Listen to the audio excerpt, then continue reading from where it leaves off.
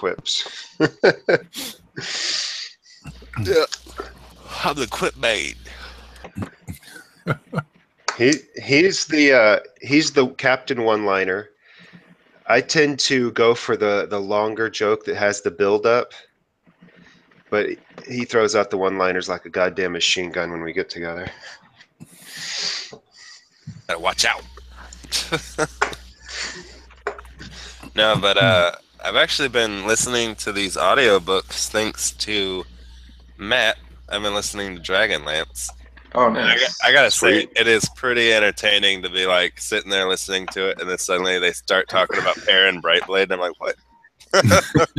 What? Oh yeah, there's the character Sturm Brightblade.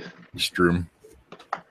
Oh, is it Strim? I'm listening to like a British guy, and I couldn't ever hear the first part, but I'm like, Brightblade, it's probably Perrin. Is it unabridged or the abridged one? I'm guessing unabridged because it doesn't mention either.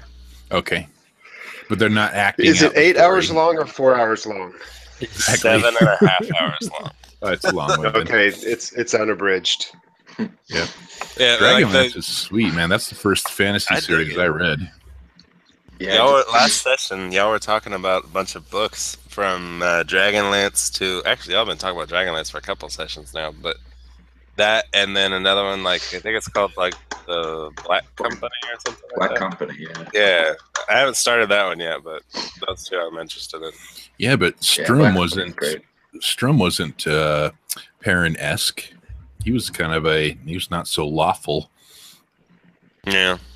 Sturm was super lawful. He was like the definition of lawful good. No. With no flexibility whatsoever. I thought it was more his colleagues that he was when he was trying to become a paladin. Because remember, his dad was like fallen or something like that. His colleagues are Where they're totally lawful stupid. yes. See, I think lawful is misleading.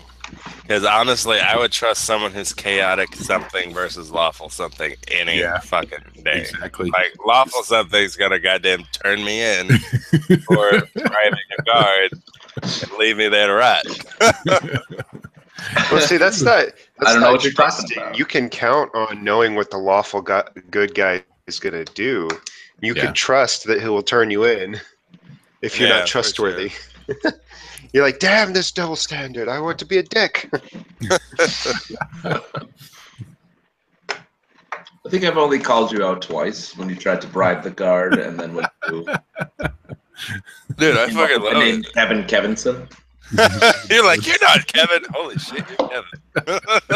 You are Kevin. You're Then you made right. an awesome bluff check to... I feel like I don't know you anymore. Yeah, I think I rolled a 20 or some shit on that and convinced everybody in my vicinity that I was Kevin Kevinson. Yep. Well, it's funny. You rolled really high. You are still Kevin to Perrin, and you're still Azur to Relay, and now you're proselyte Ben to everybody else. So it's like you're still threefold. Benjamin. Yeah. Ben. Yeah, as I was typing stuff in the forums, I tried to shorten my name to AKB for Azar Kevin Benjaminson. Right. But then I was like, that actually sounds like a good name, Azar Kevin Benjamin. Like, all right. AKB. Sounds like one of the Kevin Benjamin sounds like one of those double names like Billy Joe or Sarah Ann or whatever. Yeah. Well, you'll go down in history as the man with multiple names. Yeah, that's one of the things. I married myself, so now I'm hyphenated. Kevin Benjamin Kevinson Benjaminson. All right, are you Kevin's son or Benjamin's son? Which one? Starting to look I like he have has two two dads, gay okay? dads. Yeah, I have two dads. Kevinson and Benjaminson. That will really confuse your wife really well. They both just love their own names. All right, his name is Kevin Kevinson. No, his name is Benjamin Benjaminson. Okay, Kevin Benjaminson, Kevinson Benjaminson. Hey, aren't you really? Let's call him Azure for short, all right? Clearly, Kevin is the top since Benjamin comes second. Oh, it was a long discussion about that. God. And the best part is you answer to any name. Right? Yeah, I do have these on my ears. No, how do you take them off? No, I don't need to take them off. I need to hear. Joe, if your little imp says that you need to take them off. That's right. You better get them off. Little It's funny. The other day, yesterday, my wife had got the baby from the pool. Well, she's like 2. She's not a baby, but she was in there with the older kids, and she's carrying her over. She goes, "Daddy, you're my daddy." And I'm like, "Oh, I am your daddy." And then she reaches out to me, and I pick her up, and she says, "You have eyes." And I'm like, "I do have eyes." She's so It's smart. like kids. She's in that noticing stage, I guess. When she just notices All right. fucking everything. Let's do a recap. Who remembers last session? I do. Yeah. We were fighting some guy on a throne. I was about to say, I don't remember because of that session. There was this Dude, person man, named you Alex missed the out. Bard It was and super Everett fun. the Farmer. Oh man. Yeah, they got a little bit of curse inception because they got to play as 2 of my Sunday morning group, hmm who are running the same premise except they went a completely different way. Let's just say, his other group is glad that it was just a one-shot and we're just playing around because I apparently transgendered and gave my niece's character PTSD. It sounds about right. Yeah. That's right. Well, Just an average. it's female, but just to I didn't feel like going through the whole thing like who's okay with playing a female, and I wanted it to be open to where if either one of them wanted to play the bard, there wasn't going to be any sort of Yeah. like No, the I annoyance want to of play being the Bard. No, I want to play the Bard. So I just made her a male, but I left her struggles in, and one of her struggle had to do with like a boy that liked her that she thought she got him killed, and when the purple tentacles came down some stairs to get away because it was like her or him. Oh, it was great. Oh man. Oh, well, okay. So we changed we have abilities and then inventory. I see it. Switch things around there. I look at that. Yeah, I flipped them. I just went and flipped their variables so that to me it made more sense to have abilities under the stat tracker block. Right. It's funny. Alex the Bard and Where- Everett what the are y'all- Farmer are still in here. Oh, yeah. They're up They're gonna top. make another appearance.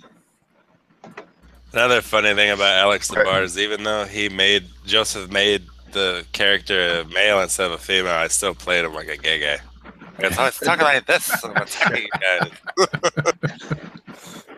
And they Yeah. also took massive mental damage. Yeah. Oh yeah, And my so person Jacob was decided to- insane. It was crazy. So Like, when I we- was 2 ticks off of being mentally dead.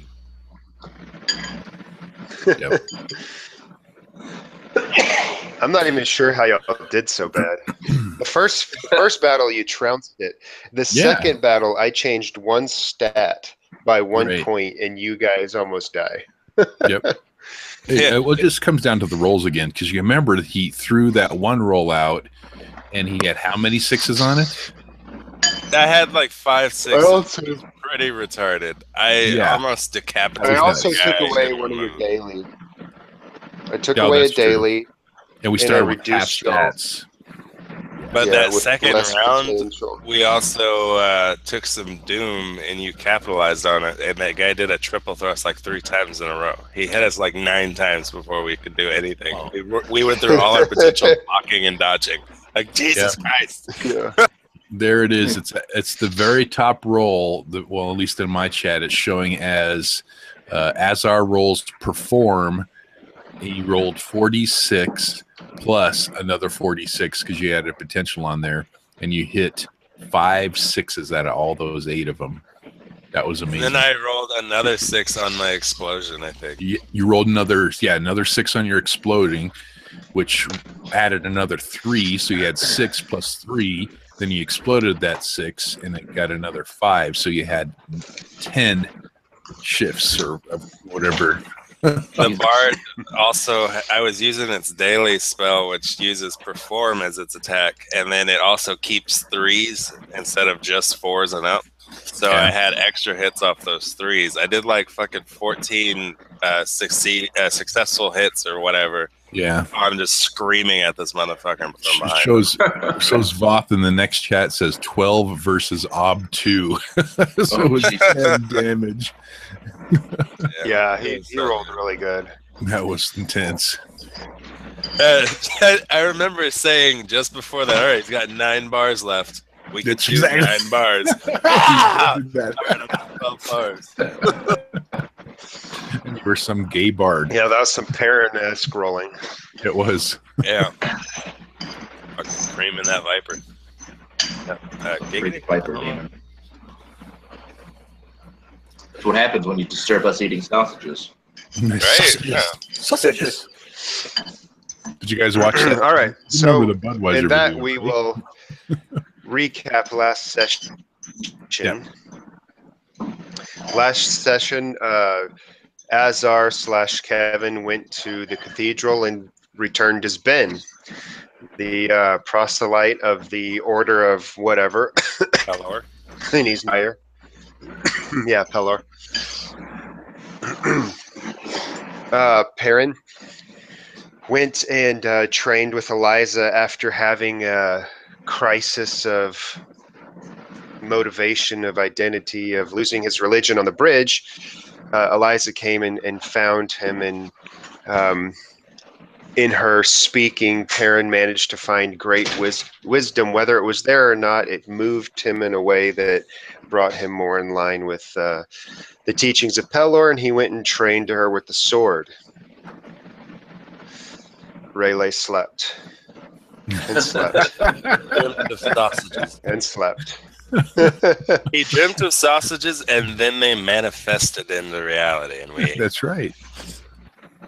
And then when Ben returns, he sees that Relay is tossing in his sleep and having some sort of nightmare. So he decides to strengthen him in his dream with faith to sort of assuage his nightmares or something. And he gets a glimpse of Cyric and the snake, the entity, the deity of lies, basically, the prince of lies. So that gave him a little bit of worry, to say the least. And then he went up and watched the adult fight the child with swords. Came down and had some sausages when Relay woke up, and their snack was interrupted by a large black orb that eventually spirals open into a portal through which a snake demon was birthed into your realm. And you guys, well, to recap the fight, really, Ben hid. He cast fear and ran away. I'm going to check on Eliza. Checking on Eliza. Checking on Eliza. Likely story. Running back in and say, "Oh, did you guys get that taken care of? Oh, thank you." Relay gets a Acid poisonous acid spewed onto his face, and he's burned pretty severely. And Perrin slaughtered the beast without taking a scratch. Although Relay did recover enough to come over and kill steal him. But all in all, it was a pretty glorious moment for Perrin, who really the linchpin in the recovery of his faltering faith, as he felt like Pelor sort of gave him the strength to slay this beast almost single-handedly. The Hound of Pelor. That's right. And that's where we will pick it up. You guys basically had a little bit of RP afterwards. decided it would be that he needed to heal his acid burns. You guys are going to need to probably take another long rest, so that's going to put you here overnight in the city to recover. But we will pick it up with the RP of Relay's acid burns to heal them. He looks over at Liza and goes, "Is it bad?" She winces and turns her head, and she sort of shakes her head quickly, not wanting to look at you. I picture it kind of like a stroke victim, with one side of their face is like drooping. Oh, yeah. There's another term for that. I can't remember it right now. Yeah. You look over at Perrin. Perrin, how bad is it? It's not that bad. Are the girls gonna like me anymore? Yes. Yes. It's like one of those like saving or Forrest Gump moments where That's right. you're like holding the dying guy. No, it's not that bad. It's not that bad. Yeah, we're gonna go see. We're gonna go see the world. Yeah. No, but yeah. Benjamin holds up his hand and it screams in terror, and then goes back into the gloves.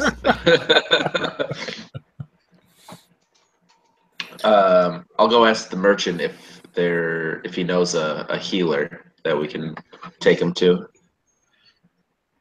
Oh, there's that healer back in other town. Well, Darnadish. I can reduce my own what is it? My own target wounds by my will skill. But is that a wound or is that a scar? I would imagine self-healing will leave a pretty nasty scar. It's definitely a wound, and you don't check off a daily, but as you try to go through it, the act of it, something is actively opposing you to letting your magic enter the wound.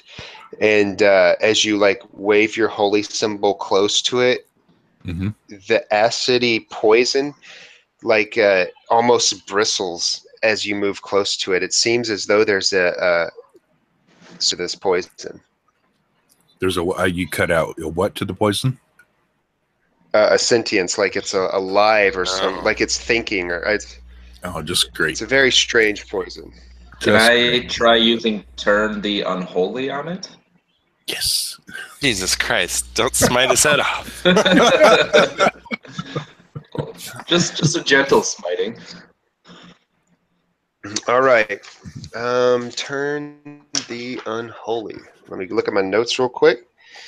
It says cause an undead or demon to flee.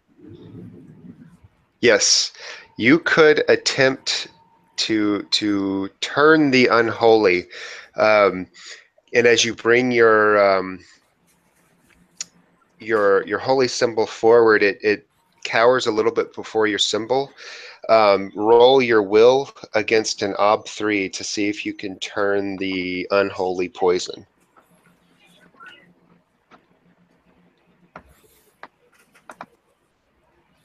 Put one Crux on it. Or not Crux, one. Oh my god, I'm down to 3 potential. Oof. Yeah, that's why you guys need a long sleep. Nice. Ooh, explode those 6s. Yeah, we're about to take a long rest. Might as well. Explode. How many 6s? Just one? Yep. Just one. Wow. Whoa! Explode it. Explode it. Exploded. Yeah. Well, that automatically exploded, yeah. Goodbye, Automatically Relay's head. The poison actually does flee from his body almost like it's an animated slime, but in the act of retreating from his face, it's going to cause 3 more slots of damage as it retreats over his body and runs down his leg. Oh, you're kidding me. Well, we probably should. Well, he chose to It is turn it. acid. Yeah.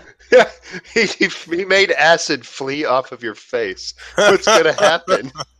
So I'm going to come up to a traumatic. Yes,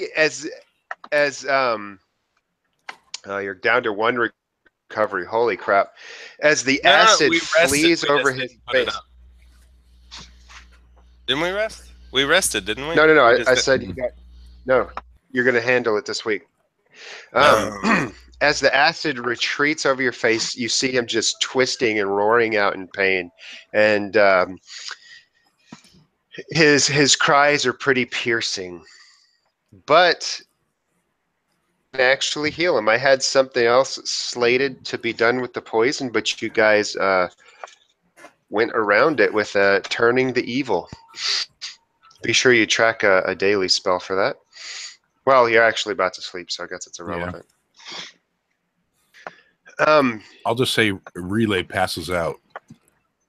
All right. Relay passes out from the pain. He's laying there. You see blood running out near his boot. You can see he's laying that his side aches from pain. The acid literally ran down his oblique, down his thigh, and out his boot. And you see it like burning us across the floor as it's sort of retreating. I run over to the slime and I unglove my hand and open it to try to consume it into my hand. Ooh. Ob2 pale magic. Oh, there. I forgot how to do it for a minute there. Pale magic.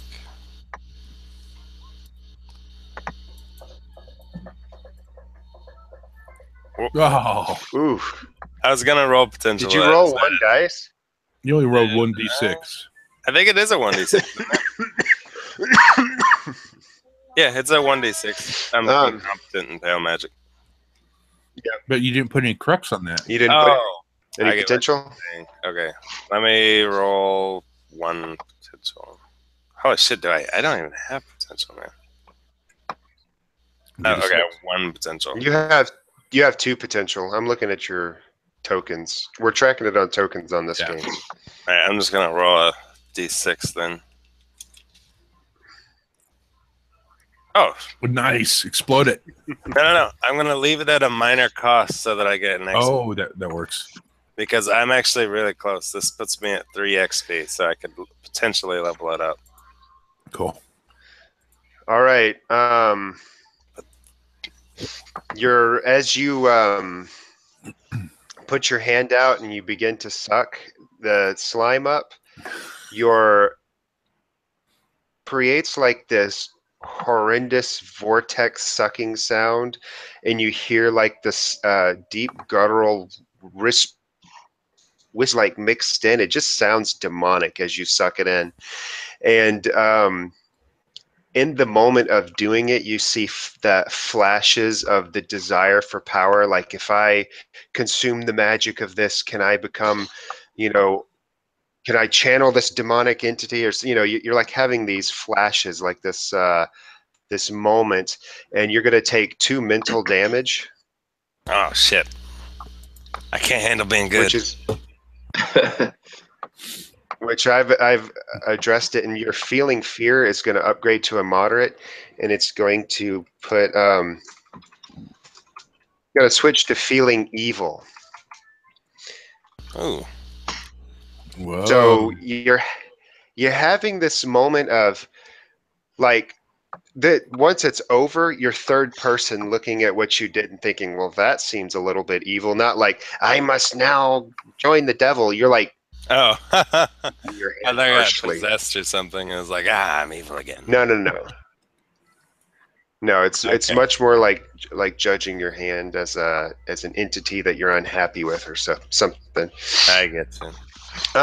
Did I already have 3 mental damage? Yes, you did. There was something you did, and in order to recover from it, you took mental damage. I don't remember what it was exactly. But there was feeling fear. I think it was during the fight. Something happened during the fight to make you scared. like your athletics check, you got to succeed at a cost, and the cost was you've picked up the feeling of fear.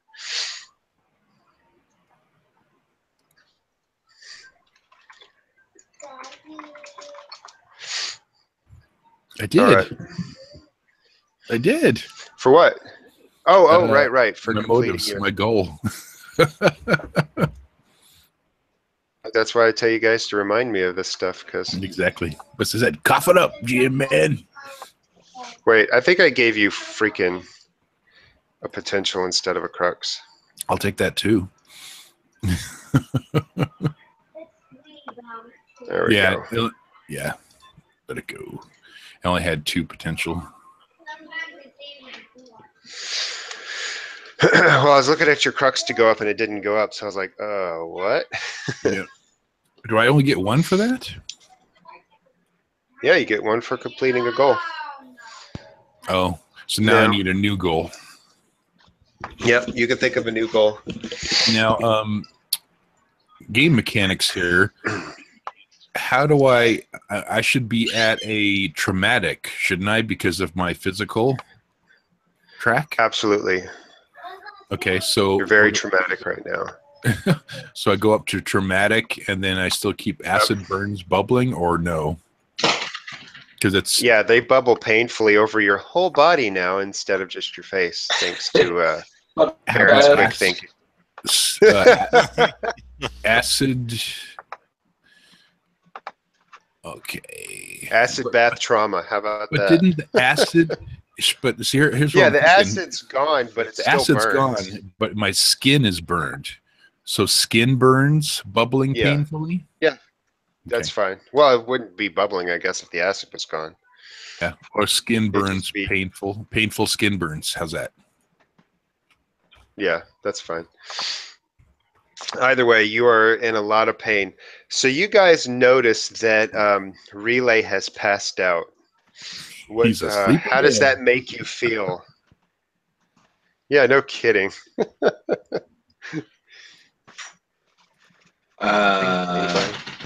Does not make me feel great.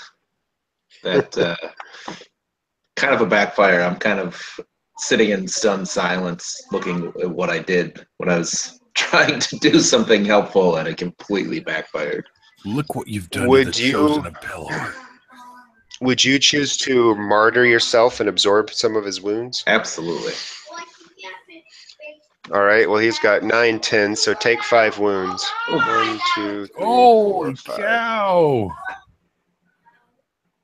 And then you'd absorb 5 on your physical track. Your acid wounds go back down to a moderate. Right. Painful skin burns. Well, would they be and down 1, 2, 3. just skin burns then? Since it's only moderate. Sure. Okay. So when you absorb these wounds, you get manifestations, if I could type. Burns. So it's sort of like what's that shit? It's like stigmata. Like you just manifest his wounds suddenly. Yeah. Like a quasi stigmata where people manifest the wounds of. You may reduce the target's wound by half and take those on in their stead. Yep. It's an at will. Of course, you can only take so many. Yeah. How do I mark that on my stat tracker? If you look up to your physical, I checked off 5 spots of damage. Oh, I see. Yeah, perfect. And then I gave you a moderate consequence over here, manifestations of acid burns, so that you can know how to RP it when it comes to healing it. Burns. In the basic adventures kit or whatever we have, where we got our torch from, do we also have like potions or bandages or anything like that? Ointment. You'd have stuff that corresponds to your stats. So if somebody has medic, they would have some medic-y shit. Like Gotcha. Perrin has level 2 medic. So he'd have medic-y stuff. You have investigated too. MJ has investigated too, so he might have, like an investigator's kit, a magnifying glass. I don't know. Lore. He'd have some little book. Azar, you have. I have a weird combination. You'd have a little black book. You'd have like a little hammer and a saw. Lore, you'd also have books. So yeah, I mean, you have stuff that reflects your skills that are leveled up. All right, so Relay is going if to anyone would getting healed. He's gonna like sit up in the bed wherever he's laying or on the floor or whatever, and he kind of just screams out, "There are more ways to see than with your eyes," and passes out again.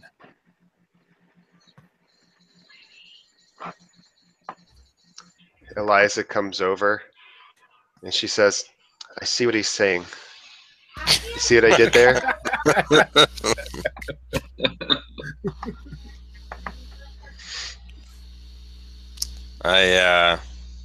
I asked them, is the merchant around? Oh yeah, he's looking on in a little bit of horror. You guys did remember nuke a hole through his house. And now there's acid marks where the creature did acid his house, so it's melting from the inside out. And then a ball of acid streaked across his room before you sucked it up.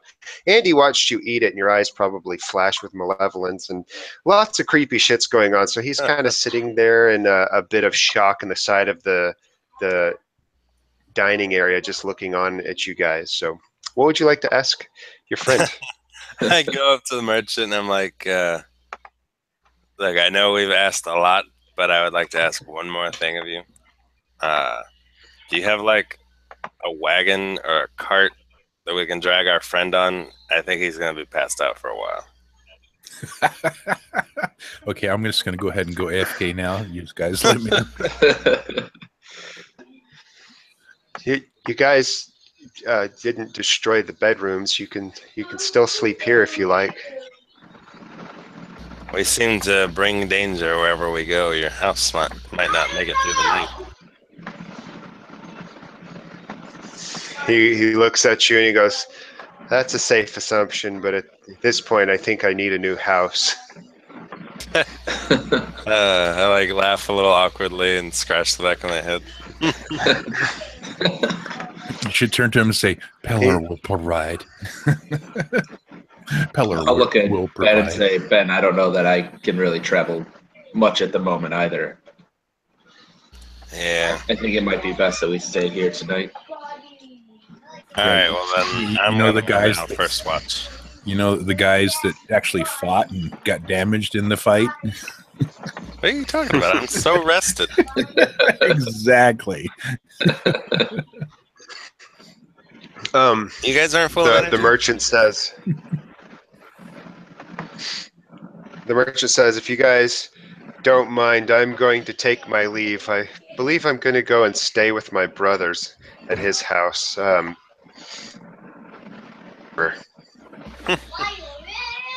Thank you for all your help. We really appreciate it. He gives you a slight nod that's indicative of like regret of bringing you guys along, but at the same time he's a good Samaritan, so he also is like happy not happy that he's helping you. I throw up the hand sign for the cat gangsters. I'm representing. Yeah. If you actually give a sign to the cat gangster guild, he would be repulsed by it. I was gonna say that the sign is I lick my palm and start rubbing my forehead. Just keep doing that over and over again. But no, I don't do that. You lick the back of your hand. Exactly. I lick the back of my hand and start just rubbing my forehead, slicking my hair back.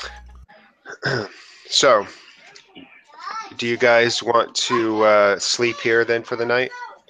I think that would probably be best. And Ben is going to take the first watch. That's probably a good idea. And that thing manifested in front of us while we're eating stuff. Yeah. Boys, y'all head out. You're getting loud. Go play Go somewhere out else. in the world and do my bidding, minions. All right. So if you guys are taking a long rest. Oh, first, before you take the rest, do you want to attempt a medic check, Perrin, to bandage yourself and MJ's wounds? I'm a little nervous about bandaging MJ anymore. Bandage, he dies. Oh, no. You did good things. He's only got skin burns now. I ended up damage from him. burning the shit out of myself trying to heal you. That's okay. Yeah, I'll do a medic when I wake check. up, I can do some stuff to you. All right. It's an Hold OB2 on. medic check to heal level 2 wounds. Yep. Did you want to put potential on it? Because did you roll? You kind of rolled before I told you the OB. All right, no potential. Yeah. Yeah, I can't even imagine how you fail. He fails. My hands are so burned that I'm fumbling with the bandages. I guess that would be success at a major cost, wouldn't it? Yeah. You burn yourself more. How about mental damage from it? Yeah. He's doubting himself again. Yeah, this is what we're going to do. I'm going to let you remove 2 off of MJ physical, but you're going to pick up for yourself 3 mental. And this is going to manifest as a light mental wound of... So considering everything, you've accidentally put Relay through a lot of pain, and now you're having trouble bandaging him. How would this manifest to you? Like, what thoughts would you have? Like, fear of your own strength, or cursing your ignorance? More, I had been feeling I was on such a high that I felt like I was finally had something I was good at after that fight. That now I'm kind of wondering if I'm just an engine of destruction and can't. I'm only good at destroying things. All right. Only destroy. I want to roll a insight check and see if I can sense what he's feeling right now. Well, it would just be an OB1. He's only a level 1 wound, so it'd be pretty easy. I'm going to crush that, but I'm still going to do it. Oh, yeah. All right. You got it. Success at a minor cost. What? Minor cost? Success. I mean, minor success is what I meant. Success with a minor bonus. That's my terminology that Success I'm with a looking minor for. Can I get a success All right. with the side of success? Yeah. For your minor bonus, I'll let you tick off one of your slots of mental damage yourself. Since you're seeing somebody else struggle, you kind of find a bit of camaraderie in it. Sweet. It's yours by 1. I see Perrin doubting himself, and I kind of like place my hand on his shoulder, and I give him just a smile, but I don't say anything. I'm still a little crazy for my mental damage, so it's kind of like a weird, awkward smile, but it's still a smile. Oh, man. We're more of a mess after trying to heal ourselves than we were after fighting a Piper demon. Seriously, one simple little demon snake, and we're all in shambles. I think it's kind of funny, though. Joe's running the same campaign in 2 different games, and in this game, we're all super melee-oriented and just fucking gung-ho and kicking ass with our vengeance and shit. Our righteousness, and then his other game's just a bunch of like clothies running around doing clothy things. Yeah, there's a farmer, a wise woman, and a bard.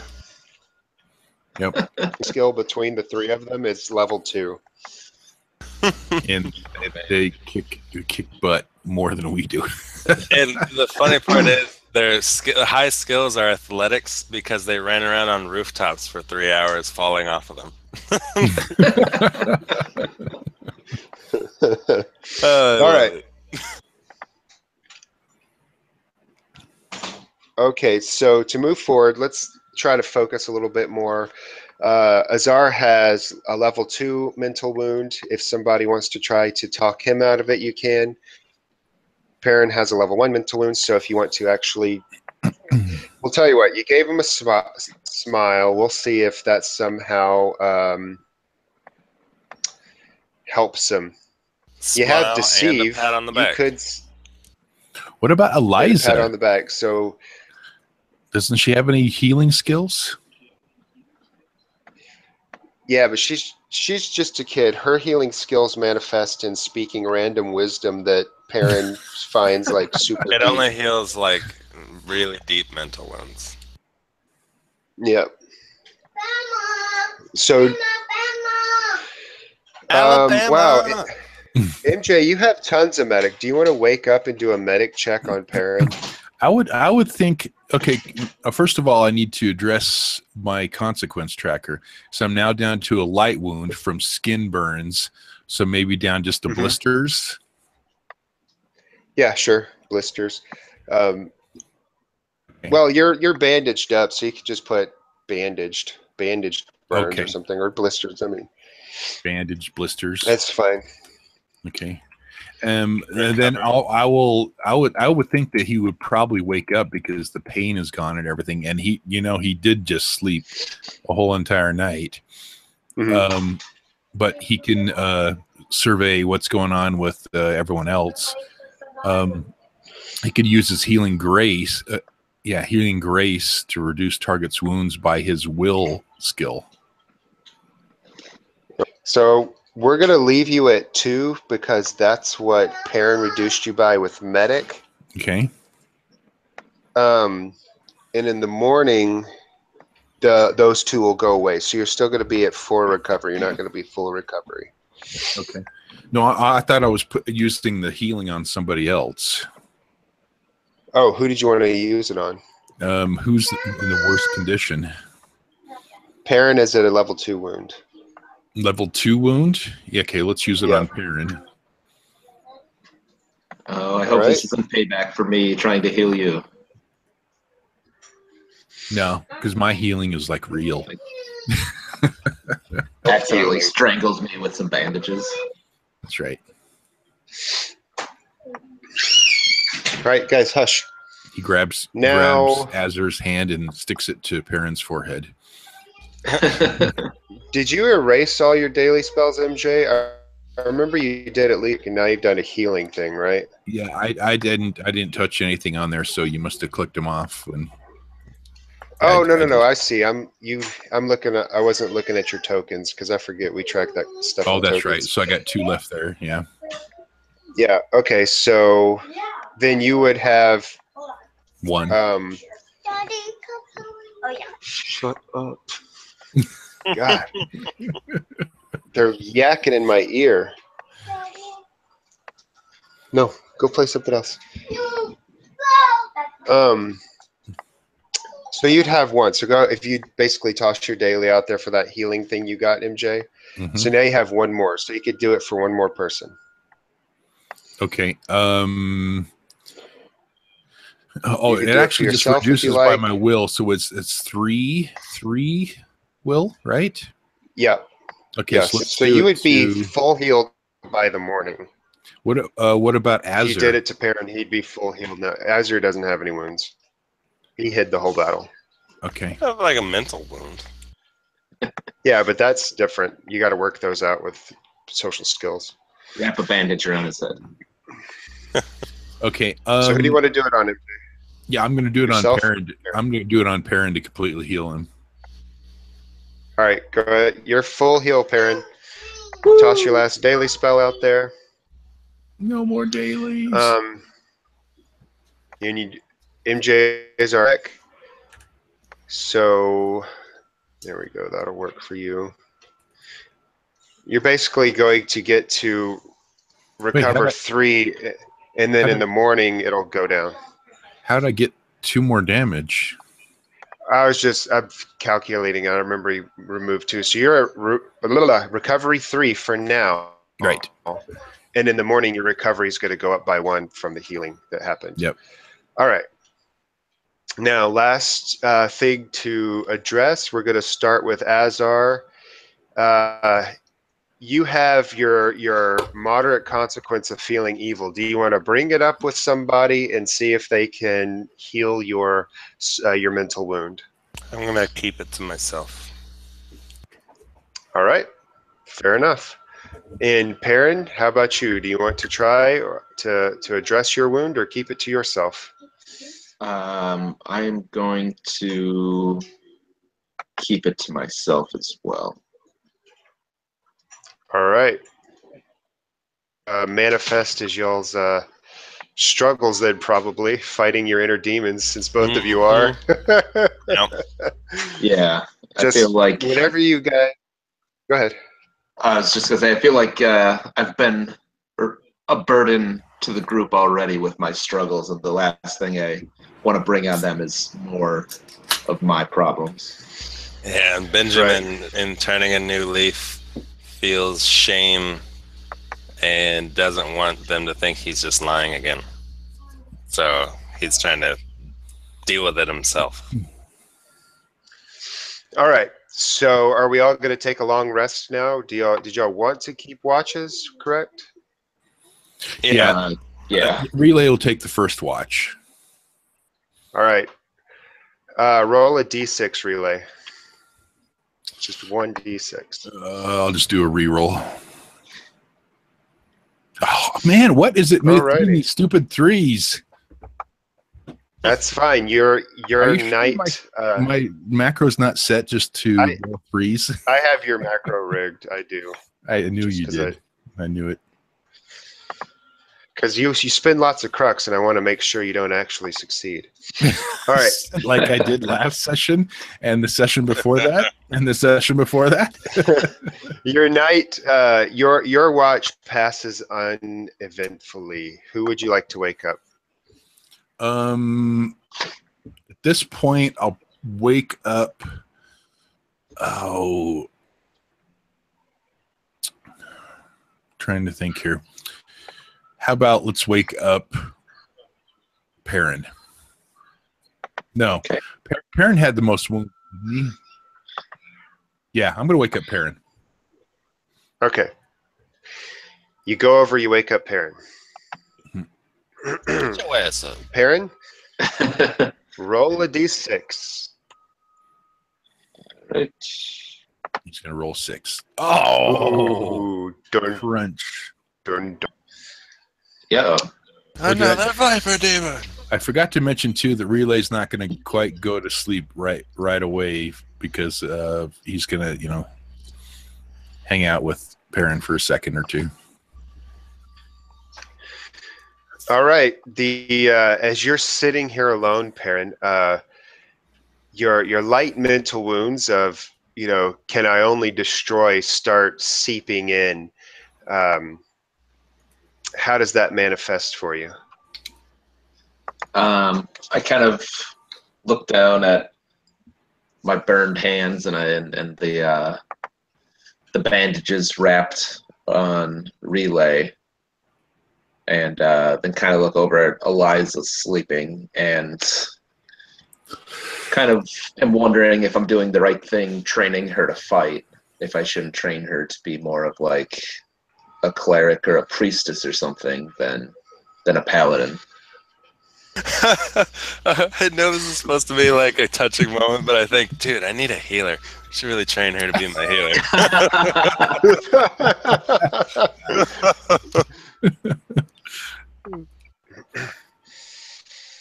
All right, you're struggling with your light wound right now. I mean, with your mental status. You look over and you see your sword sitting on the table, glinting, still a bit of the demon's blood on it. How does that make you feel? How does that make you feel? Thirsty. It makes me feel like I'm going to have to use it a lot more before this is over. And I'm kind of wondering if my dad felt this way when he started getting into that organization and becoming evil, if he had ever had any regrets, because I still don't fully believe, as our Kevin Benjamin, that he was undercover. I still kind of think he was an evil guy. So I'm kind of wondering if like this was kind of how it started with him as well. All right, after having a long, painful watch where you try to keep watch but seem to be watching inwardly the whole time, you realized extra time has passed, and you have to wake up Azar now. So go ahead and go wake up Azar, Kevin, Benjamins, and whatever. I'll walk over. Relay and banner spooning. Oh dear. As you approach Ben, his hand is laying on his stomach and it actually comes up like Cousin It kind of. And as you get closer, it rears back its fingers like a spider in a defensive position, and it hisses at you and it says, "Get back, Destroyer! Get back!" And it's like in this high-pitched, shrill voice. I'll rub my eyes to make sure that I'm not dreaming. Does that wake me and Rayleigh up? No, it's more of a light raspy whisper, like a hissing sound. Like he's trying not to wake you, but he wants the Destroyer to stay away from him. He simply refers to you as the Destroyer. Back, Destroyer, back! And he like starts crawling up under Azar's armpit. So you just see his arm moving over, and it's like creepy looking, I imagine. Oh man, that'd be one hell of a way to wake up. Parent I'm gonna get my fucking hand off. into a serious, but from the outside, pretty silly looking argument with this hand that I'll start yelling at it. I am the Destroyer, and if you are not careful, I'm going to destroy you too. No, no. I am Ben. I am on Ben. No. And he's like, at this point, Azar, you are getting woken up by your hand trembling in your armpit, crying out. And you see, you open your eyes to Perrin standing over you in an imposing way, declaring that he is going to destroy you, implying your hand. Well, you can infer that if you like. I hold up my free hand, kind of like I'm trying to hold up my hands, like if someone was pointing a gun at me, but my other hand's resisting, so it's just the one hand. When your other hand you could pull out just fine, except when you put one up, one goes up normal, and the other one's like trying to crawl down your wrist as best it can. It looks creepy. Oh. Like it's triple jointed or something. Like it's going backwards or whatever. So yeah, it's like just trying to crawl down your arm. I notice my hand tripping out, and it makes me a little more fearful of what's going on. I'm not sure if Perrin's hide me. I think Perrin's about to kill me. Like I mistake what he's doing, and I think the hand's just fearful. So I grab the the Pelor cross sun thing that I have around my neck, like it's the clasp for my cloak, and I just start like fidgeting and praying, like, "Oh God, Pelor, fucking blah, blah, blah, blah, blah." I'm like freaking out right now. All right, so Perrin, you're standing over him and you've induced fear. He thinks that you're about to slay him, and you can infer this. What do you do? Say, Benjamin, I think we need to bring your hand to the temple. I don't trust that thing. It's not natural. Cut it off. Cut it off. I'm still a little scared, but since you're not immediately just attacking me right now, I feel like maybe my prayer worked a little bit. And leading me to the temple is Pelor telling me, "Get your ass to safety right now." So okay, fine, yeah, sure. And I get up and I grab my book and I like power walk down the stairs and like head towards the essentially like I'm about to try and run away, but just heading towards the temple. All right, you guys can. Perrin, you can go to sleep, and at this point, we'll handle you guys' recoveries. So we'll start with MJ. You're going to recover 3 potential. First off. 3 potential. Where's potential? There we are. Draw 3. Which one's potential? Oh, I was going to deal it. I got it. No, it's the second from the bottom. The multiple arrows. Now, I'll let you due do it. to sleeping in a relatively comfortable area, you could roll 2d6 and record successes as additional. I forgot. And they that. also 6s automatically explode. Okay. Roll 2d6. 2d6. Yes, sir. You don't have to spend Crux. Oh, yeah. Explode 6s. You don't have to spend Crux. You can spend Crux if you want. But No, you- not it in the automatic- resting. Resting. Oh, okay. Yes, auto explode. What would you spend So it explode on your if you 6, wanted MJ. to? Got 2. Yeah, hold on a second, Jacob. Yeah, so go ahead and draw 2 more potential. Yay. Now, what was your question, Jacob? Jacob? Goddamn, I thought I unmuted. I muted myself thinking I was unmuting myself. Anyways, I was asking what would you spend Crux on since you don't need it to explode your D6s? Was it just a reroll? Crux in long rest, you could actually pick up a potential per Crux. So if you wanted to spend 5 Crux, you get 5 potential. It's like temporary recovery. Oh yeah. Also, The reflection of your. Did we decide Yeah. whether or not you could spend Crux on XP? Yeah, there's a post to the forum. How much? I'll go would look it- at it in a second, and we'll get to that in a second. Let's finish the heal. All right, so MJ, do you want to spend any Crux on additional potential? Well, what's my max potential? How do I know that? Look at the bottom of the mental potential cap 13. It Oh, reduces 13. by 1 each tier of mental stress you get. Okay. So you're at 7. I'm at 7. Do I want to spend any Crux to what again? Yes, Crux 1 for 1 turns into potential because you could basically spend a Crux and get a free recovery, which translates into potential. Really. Okay. Yeah, I'll spend 3. It's to represent your sort of super focus. You know, that's what your Crux is. So Okay. your I'll dump out motivations 3. manifesting. All right. So draw 3 more potential. Okay. All right. Now I'm going to move on to Potential Perrin. does so much better for me than Crux do. All right, you actually are going to be rolling at 5 or getting 5 points recovered because he heals you magically, which is instantaneous. Oh, So first off, should I draw my daily spells too? My 4? yeah, go ahead and draw your 4 dailies. Okay.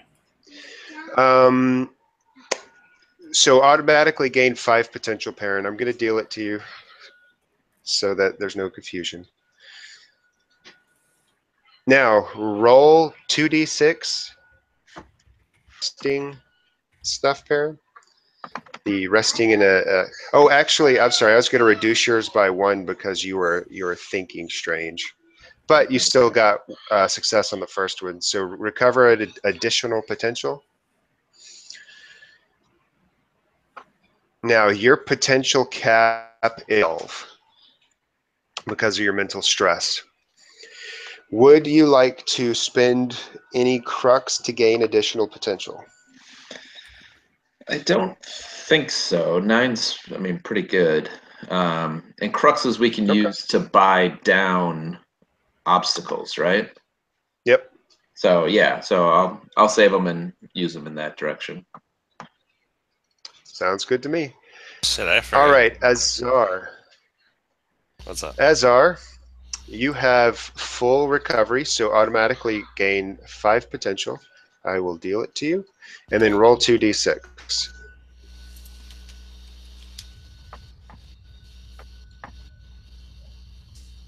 All right, 2 failures. Yeah. I'm cool with the 5. Now Actually, you're at six potential. Would you like to spend any I'm gonna spend crux to gain potential? Yeah, I 3. toss 3 out there, and I will deal 3 to you. There you go. You're up to 9.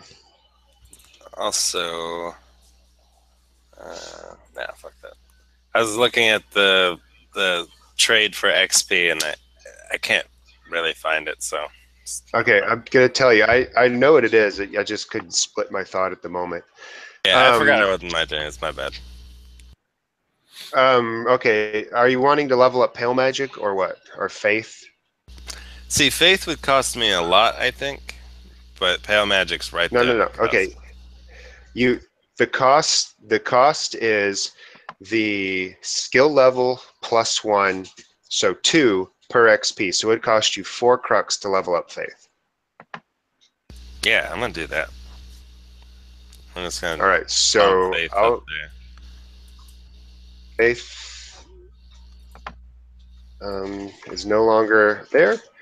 There, now you have level 2 Faith. Toss the crux out. Good job. There, you've leveled up a skill. Now, I like that my token says 69. the cheap low level skills are super easy to level up. Obviously, the costs get much more inflated as you go. So, like in order to level up Deceive 1 time, it would take 5 crux per XP. So 20 XP, it'd be ridiculous. All right. Anything else you wish to spend on? Jacob? Oh, my bad. Is my mental wound healed, or is it still there? Nope. You guys didn't want to do anything towards healing it. That's right. You wanted to keep it private. To heal it, you'd have to somehow have a discussion with somebody, sort of like one of the struggle scenes revolving around your wound. That's why I was saying it's good that y'all's wounds sort of reflect your struggles. So taking a struggle scene, you get a crux and heal yourself at the same time. Did we get that Crux? Let me think for a second. I don't know. You guys didn't. No one tried to heal their mental wounds, so we didn't really have a major crux scene. Okay, never mind. That's fine. Well, I'm good then. I think. If everyone else is. We're going to take it up with you while the 2 of them are asleep. So, what did you actually go to the cathedral? Yeah, I went ahead and went there, and I prayed. Right, what do you do? Which is how I like sat in a pew and I prayed to Pelor, looking for guidance and questioning why he's sending his powerful warrior to smite me in my sleep. And yeah, and then I get +1 to Faith.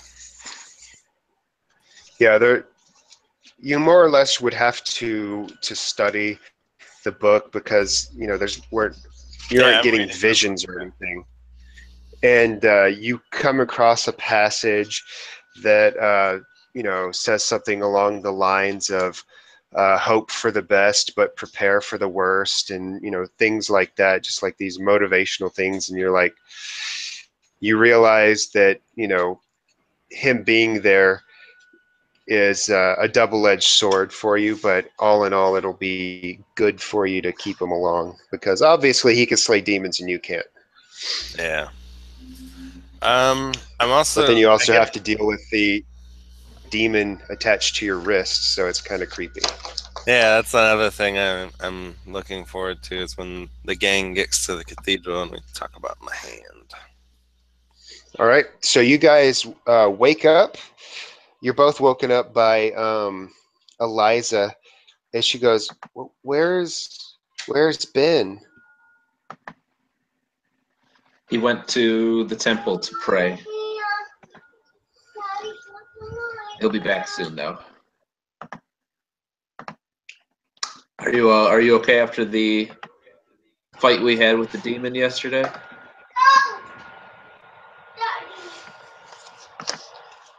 Relay? Did he go AFK? Oops, sorry, I moved. I was muted. Yeah. Oh. What did he ask again?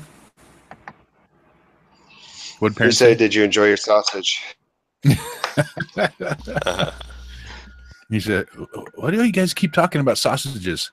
I don't understand Can what you you're talking about." Repeat yourself. I just Real asked quick, Farron. if he was doing okay after the fight yesterday. It's like, yeah, I'm feeling much better now. I feel like overtly rested. I'm actually ready to get moving and get going on here. I feel like we're wasting time. But I'm doing well. How about you, Perrin? How are you doing? I'm doing okay. I feel like I've been kind of not myself lately, and feel like I've been doing a lot of harm and not as much good as I set out to do. Well, isn't doing harm a part of Pelor's will, though? Because sometimes we have to learn from our mistakes, and those who have not seen Pelor's lights sometimes need a little bit of forceful guidance. Yeah, that's true, especially when they're Viper demons. I'm not going to try to preach at a Viper demon. Pelor, But I tried to clear the evil out of your face, and it ended up spreading more, which was makes me a little wary to try that again, even on other evils. I would say that any sort of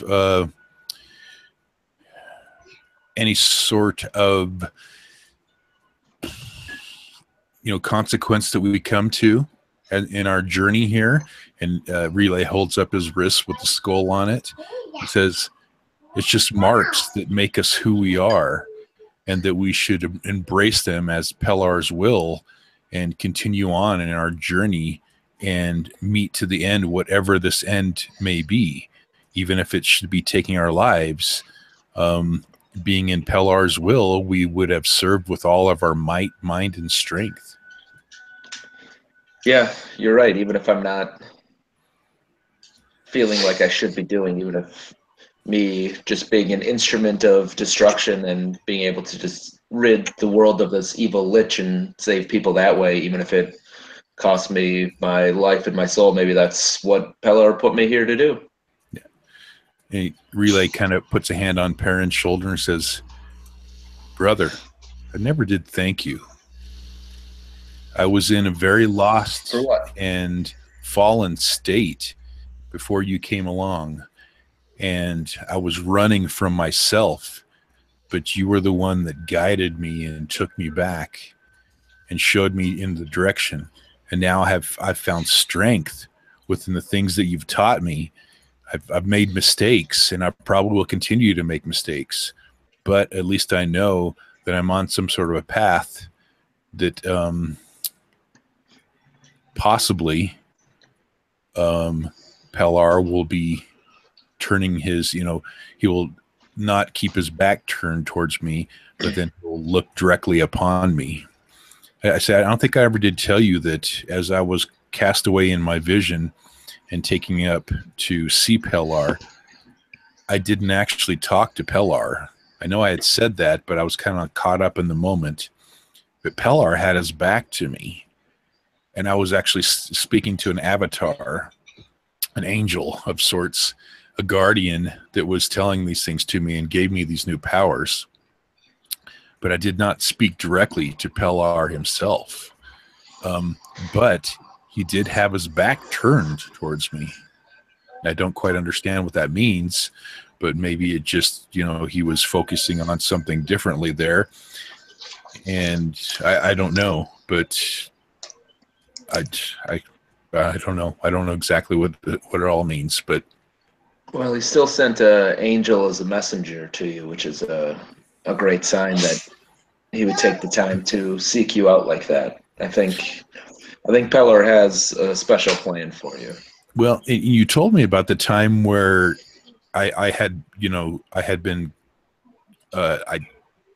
Well, I guess it wasn't me. It was, you said that Pellar had manifested himself at the city gate and taken the cart that we were in and lifted us up and over the top of the wall. And it was Pellar there. Was it Pellar, actually, the deity himself, or was it another angel that had manifest there out at the gate? It seems like Pellar. So I wonder if you just, because I think it wasn't long after that I had my vision, and maybe his focus was just elsewhere at the time, but he manifests himself after being silent for so long to you, to me. That's got to mean something. I think clearly there's evil manifesting in the world right now, and Pelor is coming back to deal with it, and we might just be simple implements in his war on evil, but I think we know what we have to do, and we have to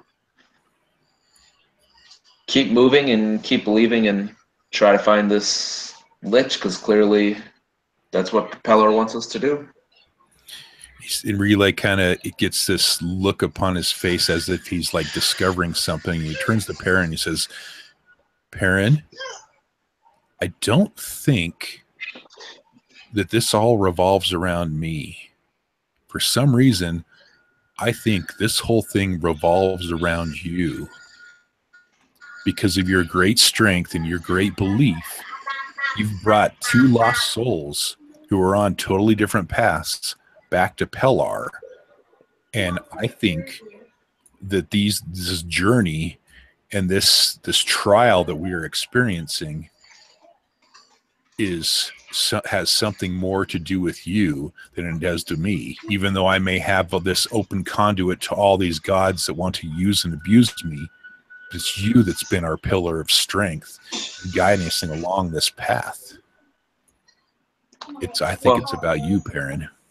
It's nice of you to say that. Sometimes I know I'm guilty of not being able to see the forest through the trees, so Jesus Christ. I just need to keep my head up and keep moving.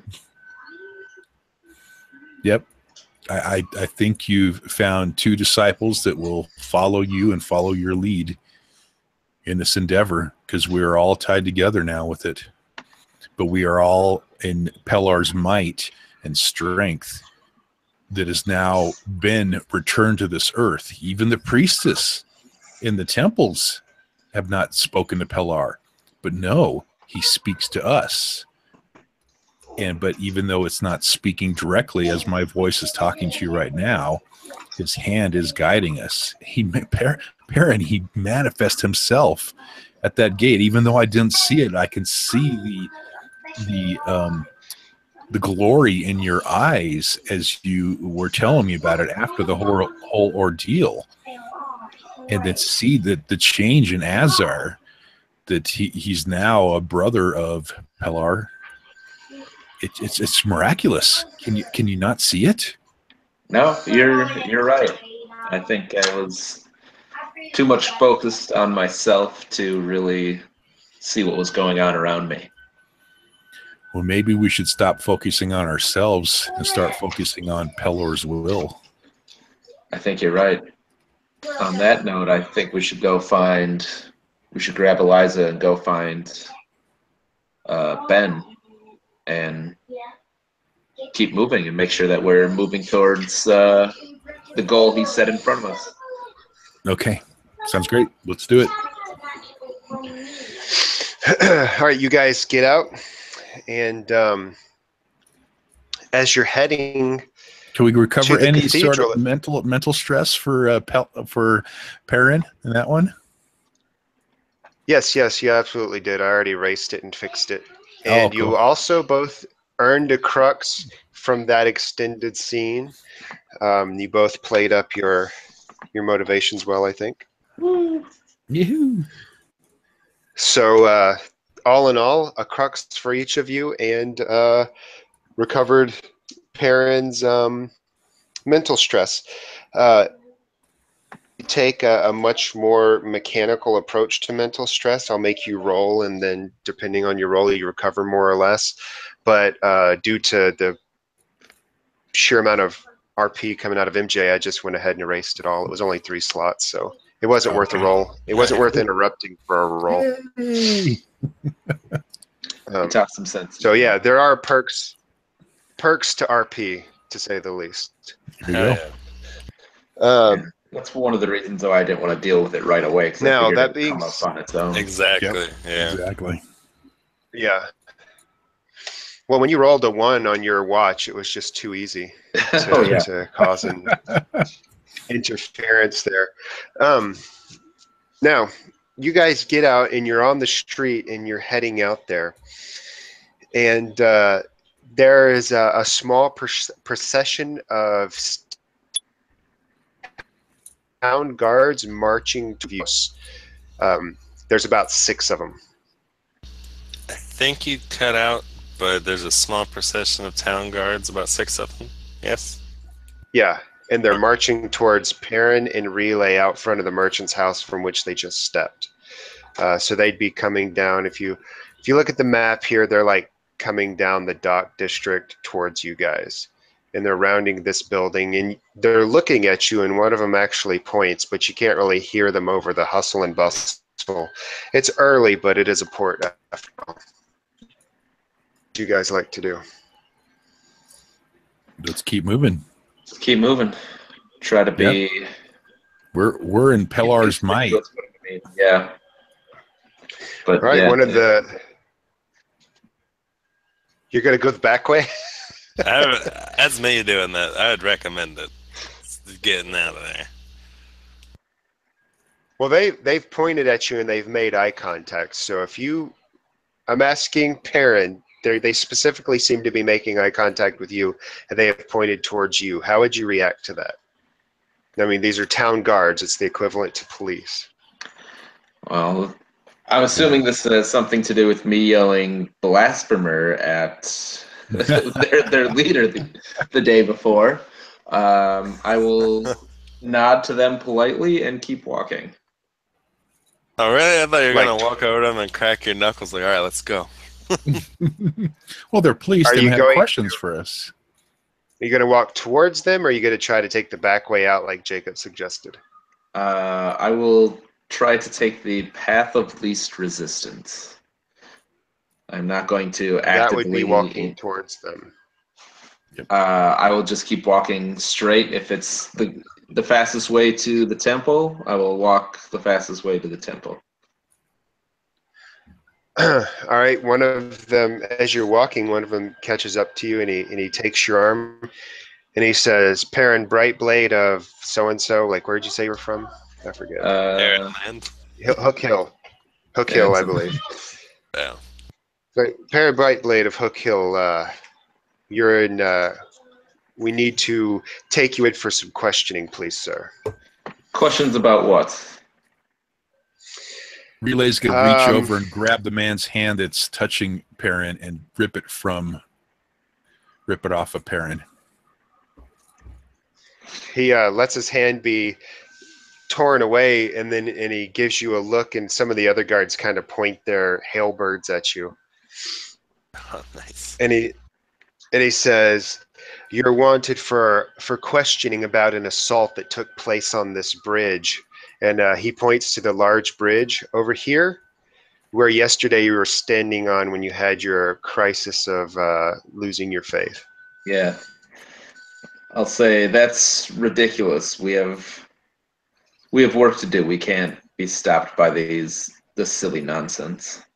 And I'll try to keep walking. He puts his hand on your chest and kind of shoves you back in place. And he says, "We have witnesses that claim that you beat a man for his sins."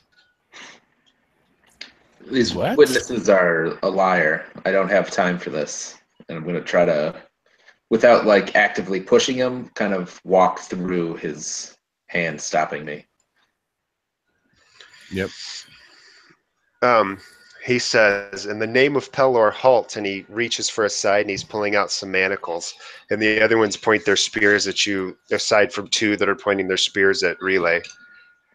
They're going to take you in. He shouldn't have said in the name of Pelor. That was... That's true. I'm going to say, how dare you bring false accusations on me while using Pelor's name in vain. And Relay, we doing this? Drop. We're doing this. All right. Relay's got you. You can tell, looking back at Relay, you can tell he's got his hand on his mace and he's about to whip his shield up and around, and he's going to follow your lead. I will draw my longsword and bring up my shield and say, I will give you a chance to apologize for taking Pelor's name in vain, and then we're going on our way. Before you could finish that statement, he whips the butt of the spear around, the halberd around, and tries to crack you in the jaw. And you guys are going to break into melee. Yes, we are. So,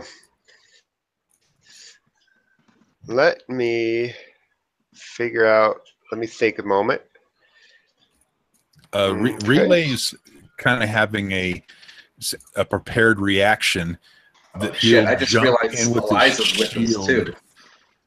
Yep. It's okay. We can get Azar to take care of Eliza. Well, we don't get to control her. We can tell her to run, but she might pull out her sword and try to fight with us. That's all good. It's all good. All right. I'm going to need one more of these things. We can see Eliza in action. See her right? kind of throat-slitting ability. Oh, shit. This is where she reveals she's an assassin. Assassinates That's everybody. Right. That's right. She just takes out all the guards in one fell swoop. This here is you guys' damage track. Use guys. Our damage track? We'll type for the fight. I accidentally hit. My stupid mouse has a back button on the mouse. Yeah. So I periodically, when I grab my mouse, will back out of whatever I was doing. But anyways, what I was trying to do is bring you guys down here. This is a conflict tracker, not your damage track. But we're going to open with make a concerted effort to attack the both of you. It's going to be a collective Ob 6 for you guys to defend. Against their attack? I mean, they're fully on attacking us. Or I thought the one guy was first attacking Perrin. Yes. Okay. Sending the crack at his jaw sort of initiates it, and they all, as a group, begin stabbing with their spears, cracking at people's heads and whatnot. And between the two of you, using your defensive abilities, you have to meet an Ob 6 to successfully defend. Okay. Can I use a Crux to buy that down to 5? To buy down with a Crux, it costs at least half the obstacle, so you'd be spending 3 Crux on it to buy it down. Oh, no, I'll skip that for now. You could take a Doom if you like. Well, I mean, I've got defend with athletics, and my shield gives me a +2. So I think hopefully between the two of us, you defend with physique. Oh, physique, my bad. So you actually should be doing really good on your defend. Yeah, I should be all right on my defend.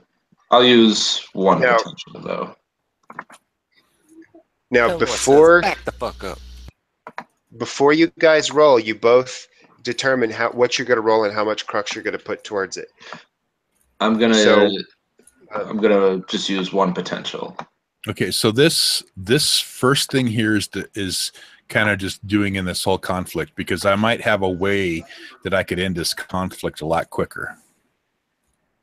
Okay, you could try that in just a moment. For now, okay. There's a collective Ob 6. So let me think about it for a second. 3 physique plus your shield.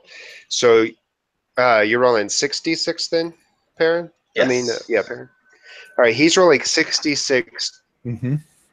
How many dice do you want to put towards it? I'm going to put athletics, right? For defending. Yes. Okay. For dodging, for using your shield, it's physique. For dodging, it's athletics. So if you want to use athletics, yeah, he's gonna. You got I'm gonna do 4d6. athletics, and I'm gonna add 2 potential to that to All make right. it 66 also. Now go ahead and make your 50-50. rolls. There you go. Spend your potential and make your rolls. Oh, there you go. Oh yes. Nice. Wow. Oh, I got. Wow. 3 Oh my sixes. God. I'm exploding those. So I'm going to drop A lot out of sixes.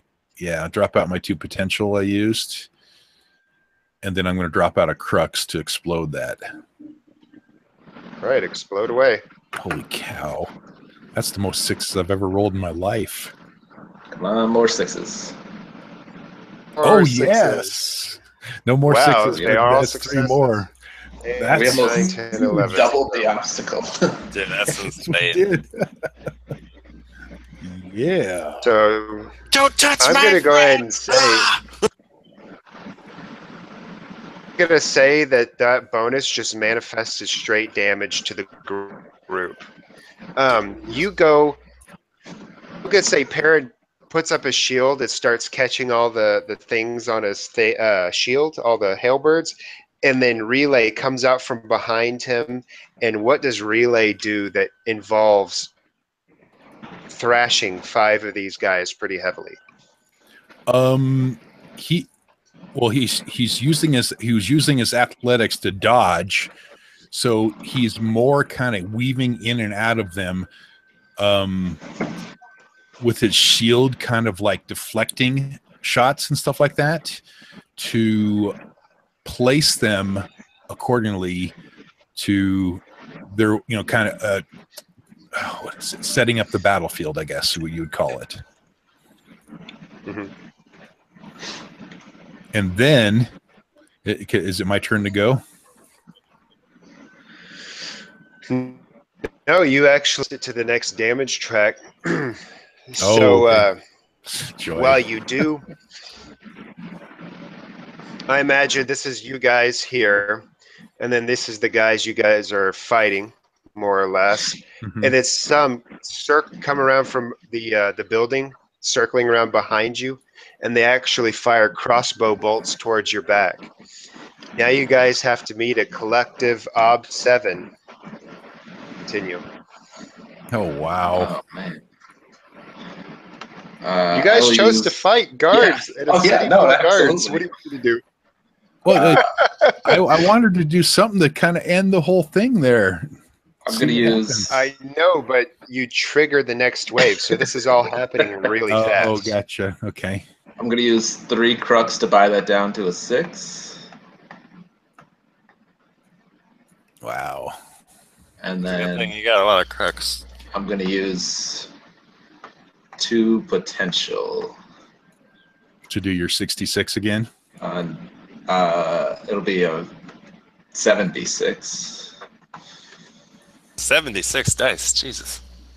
I'm going to do 2 more. I'll do 2 Crux again. 2 potential again to do my dodging again with athletics to get that up to a 66 also. All right, roll your dice. Ooh. Ouch. Oh, man. Ouch. That Not go well. is not good. All right. Are we spending any Crux on this to get it at least to a success at a major cost? Yeah, Absolutely. Yeah, we got to. Fucking getting wounded already. Jesus. Wow. Absolutely. Let's see here. God, if my guy was there, I would already be like, you know what, Pelor gets me into way worse shit than I used to get into. Godspeed, little dude. Eliza's going to find you, so Yeah. Is she? hopefully Oh. you're not that far away. She ducked out and split. So can I Azar's use? busted into the monastery of wine right now. He's chilling. Can I use Hadn't heard from Eliza. 3 more Crux to make that a 5 instead of a 6? Well, you can use your Crux to reroll, isn't it? Oh yeah, use Crux You got to reroll. tons. You got tons of everything you have on there is a quitter. So you got 4, 5. You could reroll. Well, let's do that. He's got 7 he could reroll. Well, no, I rolled. One, I two, rolled three, 7 4. and 5 were fails. You rolled 7 and 5 were fails. Right. So yeah. Yeah. Ignore So me. can I use Yeah. 5 Crux to reroll? Yeah, you could 5? use a Crux. Yeah, if you want. That's a lot of Crux. That is a lot of You Crux. could do it Do them one piecemeal, at a see time. if Do you them one get- at a time. Yeah, because we only need Okay. 3 to succeed. All right, I'll do it one at a time here. Oh, that's Nope. a quitter. Well, that didn't work. So now you have 1 less dice to roll because one of those 2s became a 1. Yep. Yeah. Roll. Jesus. Draw So 4 another. more. Why is this not going out? All right, there's another Crux. I could steal it. Oh, there it goes. Oh, it's Yeah. Crux are Roll worthless. This is not working out well. One more.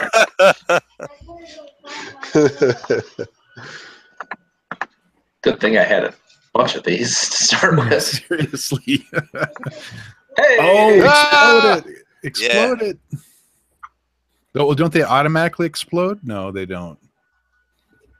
So, No, he has to spend a Crux to That's explode at it. least Spend but the Crux it to could- explode it because then you have a better option of making it more. All right. Load 1. Ah! Oh, Hmm. got a 2.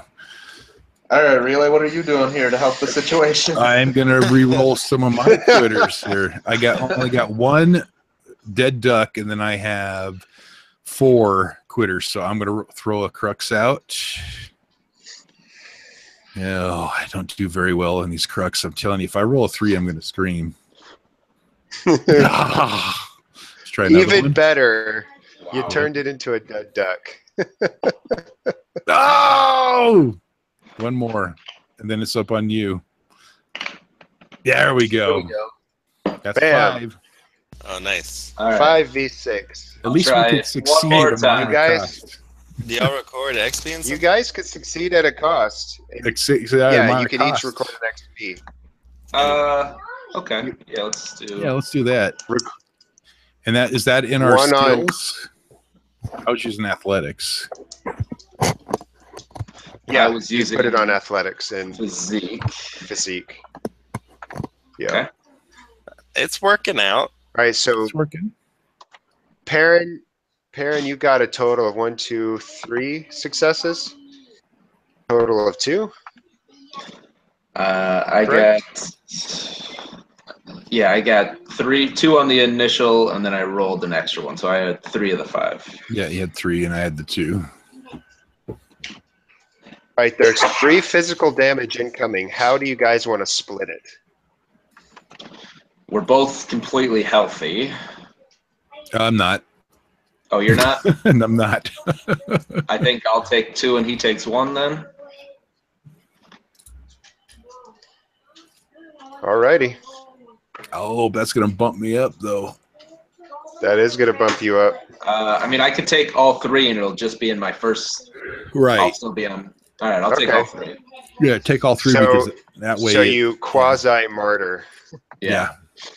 Because mine would be like my bandages All right. that have blisters underneath them. I'd like start bleeding again for a moderate. Yeah. Now it is your turn to do whatever you like, MJ. Yes, finally.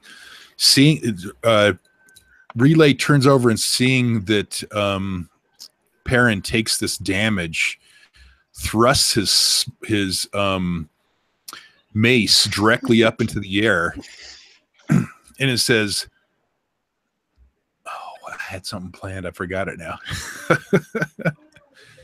And he In the name of says, I had something planned. I had something planned, but I forgot it now, as usual.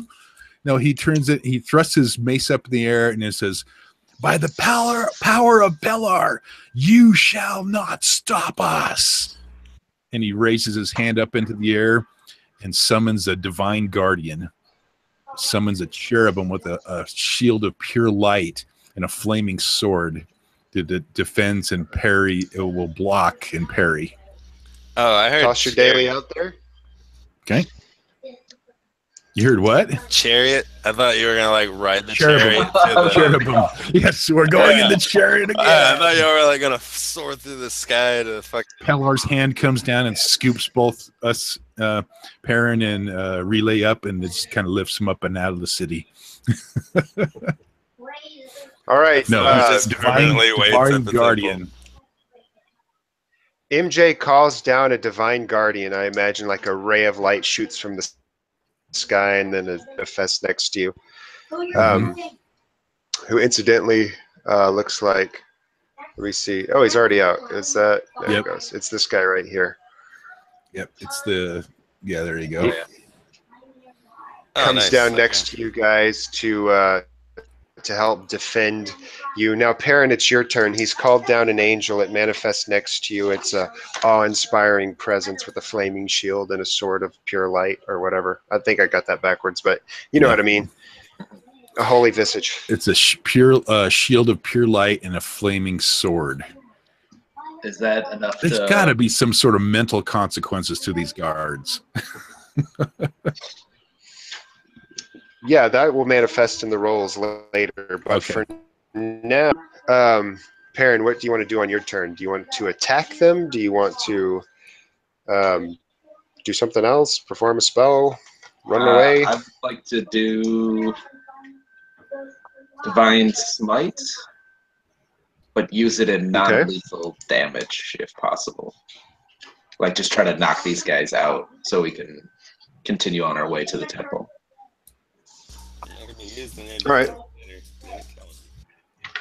That sounds good. You're just going to Hit 'em real zerg hard. against them. It's only going to be an ob 3 to hit them. Okay, and I'm going to use a potential. Okay, so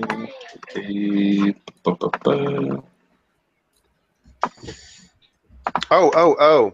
If you are you using your two-handed sword or your one-handed sword? one-handed sword. Okay, Yeah, because I used my shield earlier. that's true. Yeah, that two-handed sword is great against groups. What was the ob? 3? 3, ob 3. Mm-hmm. What? Oh my god. What? Whoa, that's 3 3 critters. dead ducks. I rolled a 7 and got a Yeah, that's 1. right. Man, so much for being Wow. the destructive hand of Pelor. Jesus. Throw some Crux out.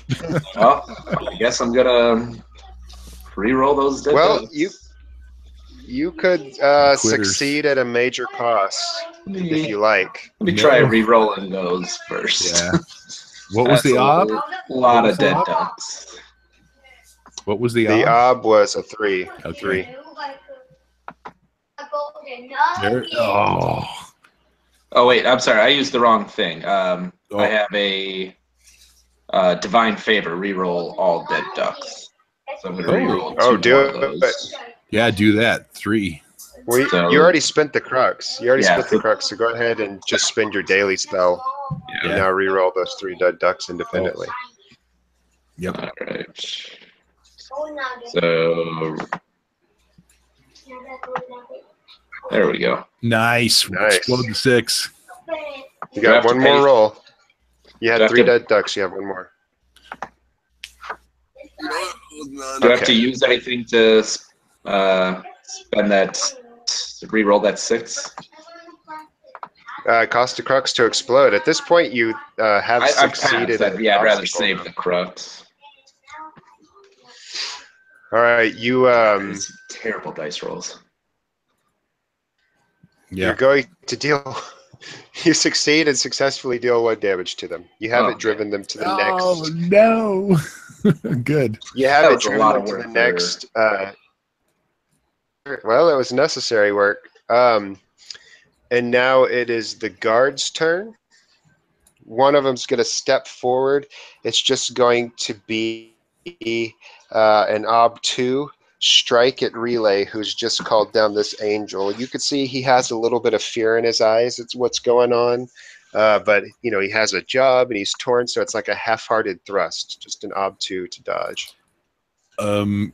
Can Relay reduce that ob, turning his mace now onto him and pointing at him and saying, "Stand down in the name of Pellar," with this other one coming out too, adding in a little role-playing action.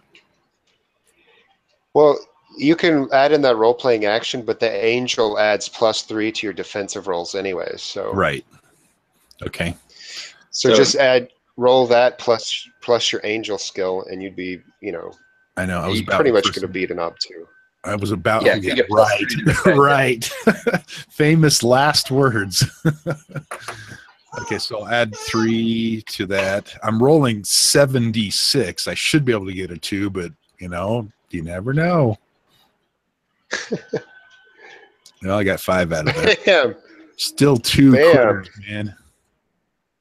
Yeah, but I mean, 2 dead it was ducks. just an it was an ob2, so you're gonna actually do 3 damage onto him. Nice. Can I manifest that as mental damage? Sure. It's just a stress box. So yeah, Right. we'll say that you basically intimidated him as he jabbed towards you. The angel like moves forward at light speed and deflects the spear away violently and points a sword at him and just looks at him wordlessly. Yep. And everything goes quiet as all the crowd turns and looks at this angel out here defending you, and they all take mental damage. Yay. All right, MJ, it's your actual turn now. Okay. He's going to try to build upon that mental damage and start spewing,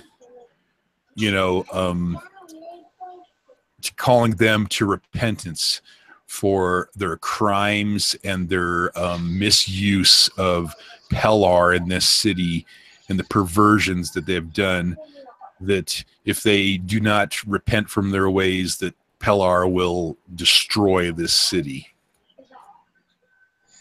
Ooh, you're going to proselytize to them. Yes, yes. He's laying it all I would out. say roll your will against an ob2. Okay.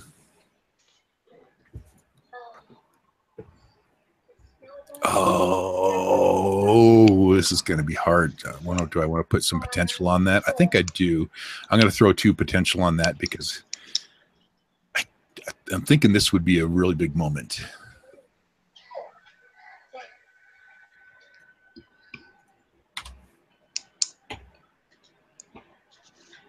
Bam. Man, what is up with those dead ducks? We have been rolling a lot of ones. There's a lot of ones that come on the table right now. Yeah, you beat the obstacle, though. I did. By You 1. beat the obstacle, and on going to the next damage track, the guards actually just break and flee. You manage to convince them that this is a bad idea. Yes. A few of them lay around hurt and are themselves up and sort of dragging themselves away. And like the ringleader guy kind of turns around and he points to you and he says, "We'll be back." As they run away, And they yell, "Blasphemers!" That's right.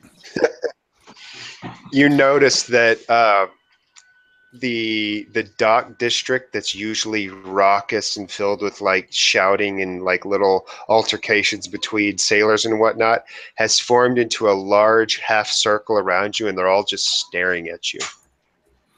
You scream "blasphemers." I imagine a little bit of spittle flying from your lip. Oh, absolutely. There's a lot of rage there. Relay is going to look for Eliza. She's not there. he'll kind of Relay will look back over at Perrin and see that Perrin's kind of heated up, and then he'll turn to the crowd and set his shield back and set his mace back and begin prophesying to the people that have gathered around with the angel still there. And he's going to start proselytizing to them of the greatness of Pellar and the corruption that has come to this city, and how that they need to, turn against these perverted ways. And he's talking about all the perversions that he's seen and the taking of Pellar's names falsely, and that, basically just going through his sermon, going through a sermon. Sounds good. Yep. How does Perrin react to the fact that the guards said that we will be back after he shouted blasphemies at him? I'll grab Relay's arm and say, we need to get to the temple. Okay. So I would imagine that your speech was, you hit the main points maybe about 30 seconds or so before Perrin's like, we got to go. We got to go.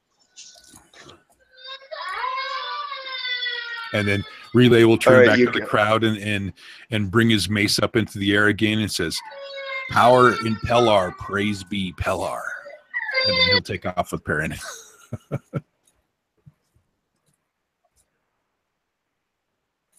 The people's disbelief, you see some of them pointing to the angel who, as you guys flee the area, stays standing there.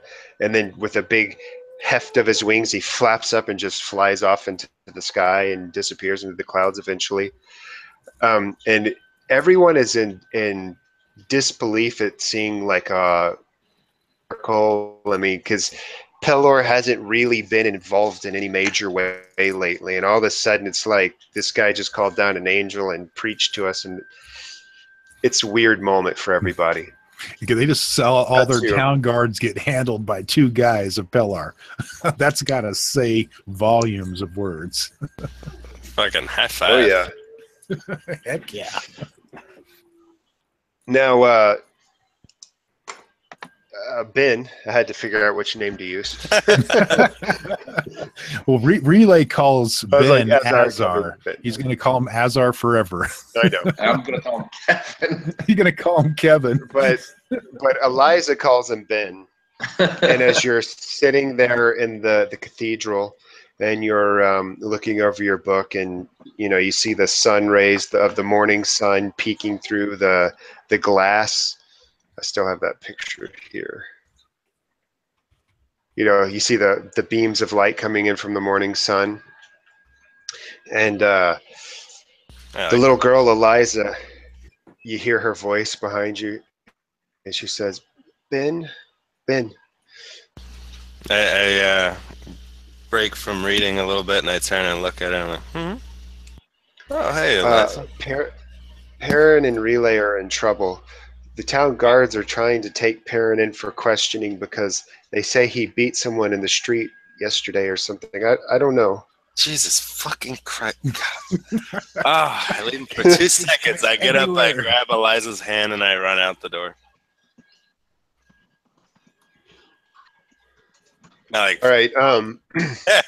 No, Pellar fucking Paladine.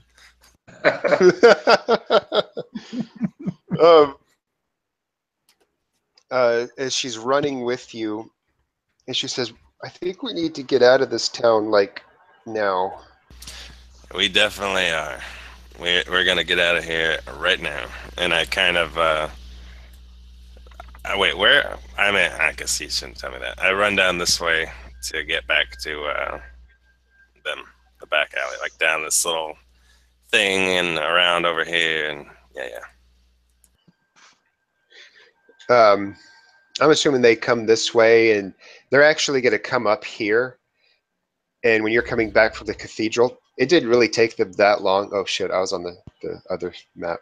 Here, they come around this way, they come up this, and then you're coming down and like this. So you guys would meet right about B16, because it didn't really take them a long time to whip those guards, all things considered. It was a pretty quick melee. I feel like they're meleeing on the go. Melee on the Yeah, pretty much. It was a pretty quick thing, and you see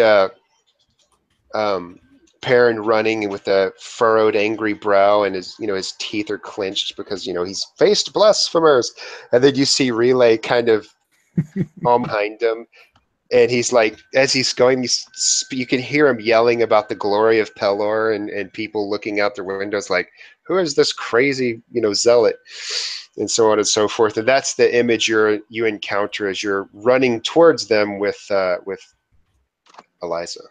And the street's decently crowded. I'm holding Eliza's hand, and I'm like, my book is slung over my shoulder, but I'm still holding onto it to keep it from flapping open over and over again. And I slow my roll up to them. I'm like, guys, what the fuck? There's the town bell thing is going off. Eliza's telling me y'all are getting into trouble, and parents beating the shit out of people on bridges. What are y'all doing? It was glorious. It must have been the captain of the guard who, even though I was screaming at him, I will say, we got into an altercation with earlier. An altercation? Really? Sent the guards to arrest me. They claim I beat a man yesterday, which I clearly did not. Would that ship captain you were talking to on the docks the other day be willing to sail right away? Yeah, I've got the rest of our gold to give him, and he's gonna let us hot passage out of here to Safeton.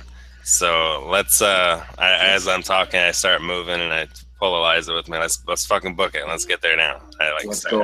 I have some extra gold if it takes convincing to get him out of here while the guards are looking for us. That's great. We might need that. Really, you might have to sell your body. I don't know. In the name of Pellar, I will do it. like He's a holy nun. At the same time. He's a holy nun now. All right, so you guys I like that one. get to the docks, and you find this guy sitting. He's actually on the dock doing his morning inspection of his boat. It's a relatively small single sail. Sail. It's a single sailed ship. Relatively small riverboat. And his name is Rinaldi. I don't remember if you ever actually got his name, but let's say you know that his name is Rinaldi. Well, he said Gear Knot after the sea, but I mean Captain Rinaldi Gear Knot, whatever. It's Rinaldi. There we go. I couldn't remember the name, and now I was taking notes on Not Home. Right. Gear Nads. We go and run up to this guy. Is this the same guy I talked to before? The guy heard him, but you never actually spoke to him. You ended up going elsewhere, thinking, "Oh, I'll talk to him later." Oh, that's right. All right, I run up to him because I recognize him. With Eliza, a paladin, and a cleric, all just hustling up to him, panting. Some of them are bruised and bleeding and tired after just fully resting. God damn it. Seriously, we got rid of a whole bunch of potential just because we didn't want to get stopped by the stupid town guards. I expected him to be like, the law is I be taken in. I'm going to be taken in. And then you would have like a out scene or something like that. But no, he's like full blown, like, yep. Yeah. We were walking out onto the streets, and we had a mission. We had already just had a long conversation about everything, and realizing that our all this other stuff that we were doing was deterring us from our mission, as we still bear the marks of the skull within our wrists. It was time to get out of town and go deal with this lich. Exactly. Yeah, with all these shenanigans, you almost forget about the lich sometimes. Fucking exactly. That would be terrible if you forgot about him. Right. All right. So we run up Rinaldi. How do you? Yeah. Go ahead. I walk up to him. We're all, out of breath and shit. We've clearly been running. Maybe it's a sketch. I don't know. But I say, Captain Rinaldi. Yes. He turns around. He goes, That is I. How can I help you? I talked to the wharf master the other day, and he told me that this ship was heading to Safeton. I would like to book passage for me and my family here. He goes, that wharf master's an asshat. Why would anyone want to go to Safeton? It's not necessarily that we want to go to Safeton, but we have to go to Safeton. We have to go farther than Safeton, but we need to get to a seafaring port immediately. So you're trying to go to sea. Well, there's not much reason for me to go to Safeton unless you... I have perhaps- 400 reasons for you to go to Safeton, and I give him my 4 value gold, which I'm assuming is like 100 silver, 100 gold each value. I would say like it might be 100 silver, but it'd be like 10 gold or something like that. Yeah, 100. So it's like I give him the 4 value of gold, but it's in silver, so it's 400 silver pieces. His eyes just go goggle-eyed. He's like, "Oh, well, certainly." And he heads down into his cabin area, and he's putting it in his lockbox, and he's taking his sweet time. We follow him on board, but not down to his spot. I'll say, And a little lady. I'm totally the one on the left. Holy You are shit. totally. That's right. That's Ted Danson or Steve Gutenberg? No, that's not Ted Danson. Gutenberg's on the left, Danson on the right, and That's right. Selleck in the middle. Perrin That's is, right. Perrin is I'm definitely Tom Selleck. No, I'm Tom Selleck. We all Perrin's Tom the guy. Selleck is the badass fighter. Oh, that's true. Okay, that's true. So Perrin is Tom Selleck. So Ted Danson is a crazy fanatic for Pelor now. That's right. What I've been saying for years. And then That's right. whoever the goofy guy is on the far left, that's definitely Jacob. Gutenberg.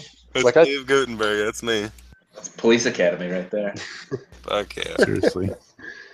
I will say to the captain, All right. Captain, I mean no disrespect, but we are in a great hurry. Oh, well, that's unfortunate. I haven't hired sailor hands yet. I'm going to have to go find them. This city is terrible. My sailors always end up in fights. One of them was wounded, so I'm going to have to find a new one. And he, like, What was gets a wounded? walking stick. Captain, tell us what to do and we will help sail the ship to Safeton. You're on a mission from God. I say, I know how to sail. I've sailed for years. I can help in any way I can. I'll roll to see if I have to. He cocks an eyebrow at you. That'll be an ob2 deceive. Oh, God. You don't want me to deceive. I don't even think I have deceive. I think I do. I'll succeed at a minor cost to get XP and deceive. I have 3d6 in All right. deceive. Well, But- if this is going to be Azar, since he took it, Uh, go ahead and record an XP in deceive. I did. And he'll raise an eyebrow at you, and he says, and he points to a knot on the side. He says, how do you tie that knot? Oh, you better tie the knot. I mean, that's easy, man. That's day one sailing. Why, are you really test me with something for real? So Alright, you know, he kind of winks at you, and he goes, all right. Oh yeah, he's obviously totally bullshitting, but he kind of buys it, and he says, all right, fair enough. If you guys know your way around a ship and you have then your fair share in passage, I will take you to Safeton, even though it's a stupid place. And he kind of spits on the ground, and he says, Why'd well, you let's be spit on off. And he the boat? begins.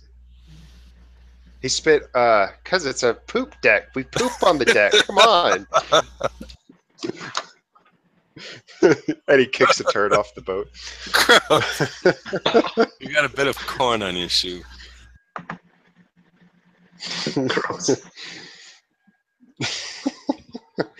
But he unties the boat and he pulls out a stick and pushes it out into the water, and he grabs the steerboard and begins. And he says, "You guys get those oars and get us out into the to the water so that we can catch some wind." When he pushes off the boat, I almost lose my footing a little bit, and I catch myself. I'm like, yeah, well, sea legs. They're coming back to me. It's taking a minute. This is gonna go great. So he gets out there. He's like, "Quickly, the oars! Get the oars!" And he's pointing. I go and grab. I like look around and I end up grabbing just like planks of wood that they use to repair damage, and I pull them up and I give them to everybody. All right, guys, come on, let's do this. Well, they'd be pretty obvious, and people don't carry wood on the top of the deck. That'd be in the hold below. But anyways, I'll get down and start rowing. For everything I'm worth, get us the hell out of here. all right. And so you guys start rowing. You work your way out, and you get. In order to sail the direction you want to go, you're here. Let me get this thing. You're here, and you're going to have to head under the bridge. I grab the brim of my hat and I pull it down to look extra incognito. Even though I guess they're not looking for me. As you guys are sailing under the bridge, or getting close to it at least, you see none other than Nigel himself on the crest of the bridge looking out over the water. He hasn't quite noticed you guys yet. I was going to say, what does Perrin do when he sees the guy who sent guards after you in the name of Pelor? I don't think he'd be searching for us on the water. They'd probably be looking for us near the temple or something, I would imagine. He's oblivious to you currently. I'm just going to stare at him with hatred. But as Perrin's done in other cities before, he's got bigger fish to fry. He's very intent after his talk with Relay of going to find the Lich, because that's what he think Pelor wants him to do. All right. Are we out of the city? I really thought MJ and I were going to have to roll up some new characters there for a minute. I know. I was like, Jesus Christ. You guys are insane. We leave mayhem in every city we visit. Oh, wait. There's one more important thing that I want to cover. As you guys are heading out of Verberbonk, you notice a procession, a diplomatic retinue of guys in black suits. They're wearing black tunics. They have red armbands, and they're flying dual flags of red and black, and they're riding into town. Oh, Jesus. Fuckers from Devarnish. Those are your friends, Kevin. That's not my friends. Fuck those guys. Man, it's a good thing you got out of town. I wave my... oh, yes, it is. My new hand is made in a fist as I'm yelling Malcor. But what you notice specifically is they're approaching not as attackers, not as just travelers. They're flying these flags as though they're livery as though they're liberating. Yeah, it would give you the insinuation that they have taken over Devarnish. I bet that jerk Nigel invited him. He was looking for you. Oh, so tempting to scream at him as we're sailing away. All right. But then there'd be a lot of crossbows coming at us. Eliza perks up as she says, "You were looking at him with such hatred, Perrin. Is hatred the right way?" He was claiming he was doing wrong things in the name of Pelor. He was being blasphemous. But shouldn't we feel sorry for him? Oh, I feel sorry for I'm him. confused. Doesn't mean I'm not angry at him as well. Once we're done with this whole lich business, I will think this next part of my head, if we survive, I won't say that to a little girl, we'll have to come back and deal with him. Okay. So we're going to Safeton. I'm actually, this is where I'm from here. Can't tell if I want to Oh, gotcha. avoid that because I figured it's in the bright desert and bright blade. Makes sense. The bright desert. I don't know that I necessarily want to go there, but Maybe you're from Hook Hill and you went there to repent or change your ways. That's where you learn to be a paladin. could be. Yeah, but aren't we trying to get get all the way over to the vast swamp, right? I mean, either or, whichever. Yeah. We could Well, change paths. I think I'd prefer to go to Safeton because I'm ashamed of my family. Seems like a safe choice. Well, we could always discuss it with the ship captain. He hates Safeton. Maybe he's all like, "Fuck yeah, Ubakak has the best hookers, bro. Let's go there." Yeah, Oh, true. I don't want to go to Ubapa. All right, so you guys are on the river sailing away. I don't know if you noticed, or if you were here for it, MJ, but as you guys are sailing out of the city, you notice a diplomatic retinue wearing red armbands and flying red and black flags have entered into Verbabank, and they deduced that this must mean that Devarnish has fallen, and they're trying to establish The diplomatic city we came ties. from. So the zealots had taken the city. Yeah, the Arithnovics. That's the impression you get. When we were they sailing overthrew the by, city. I can't remember if you answered me or not, but did I see Morthos, or was he not there? No, Morthos was. You know what? Let's say you did see Morthos, but he's too far away to be heard. You wouldn't be able to hear. He wouldn't be able to hear you over I'm not. raucousness, so on and so forth. But I yeah, just want to know he was if at the he's head of the leading this diplomatic shit. retinue. Okay, so he's leading yeah. this march to take over.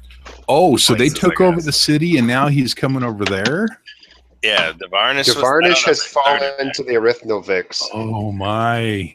And we're going to end up burning Relay's prophecy is coming true. The crazy thing is, if they took Devarnish and then they moved to Verbabank, then they could very well move to Valuna City, which is my hometown, and that's fuck you, Morthos. I'm gonna fuck you up. Azar, don't worry about it. It's all a part of Pelor's plan. Eliza looks at you and she's like, "How though? Aren't they going to kill a bunch of people like they did in Devarnish?" Yes, but there are people that probably have already converted to Pelar, so they'll be returning back to their deity, and as where these infidels will be dealt with, and eventually. But right now, they are actually serving Pelar's will from their naivety. She looks confused. She goes and sits back on the back part of the boat. Let me draw you a little picture. Better not fall in. Here's the boat. If you guys can see it down here. It's got the central mast, the raised area in the back where the steering wheel is, and then a raised area on the front where the front part of the mast is attached. And she goes back there and kind of sits by where the captain is, and they start having a conversation.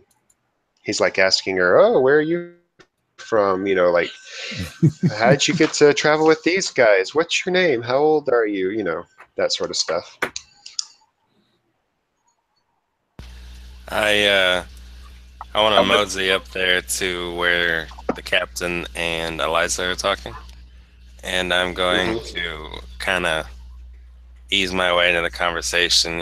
Carry on with them what they're talking about, and sharing my personal things, yada yada. And then naturally in the conversation, I'm going to bring up, so why don't you like Safeton that much? You seem to think it's a piece of shit city. A piece of poop city. They have so many laws there. It's to the point of silliness. Like, their laws have laws. My The face amount of looks like paperwork I rock. have to fill out. The amount of paperwork I have to fill out is just staggering. But it's worth 40 gold. I'll say that. What about? I know there's another city nearby. A couple of cities nearby, actually. I believe I pull out my map and I look at it. Hardby and Ulbakak, are those also seaports?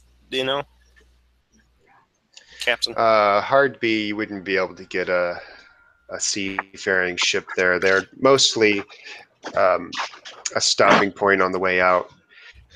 When I hear Ulbabak, Ubaka, I kind of tense up and stare at Kevin. When I say Ubakak? Yeah. I wouldn't recommend going to a bulk pack. It's people have disappeared there. Let's just say that. I don't want to tempt fate. I kind of have a puzzled look on my face and like, I could have swore I knew someone who was either from there or was there. I don't. I heard it wasn't too bad, or I don't know. I can't think of it. And so would Safeton be the best, or what about Highport? Could you make it down there? Or am I just looking over the map, talking to him? Ubaka is an evil city. We shouldn't go there. I perk up and look over at Baron. Evil City. There's last time I was there was an evil lord who controlled it. Yeah, it's the Black Blades, I believe they're called. A house there has a little bit too much power, and they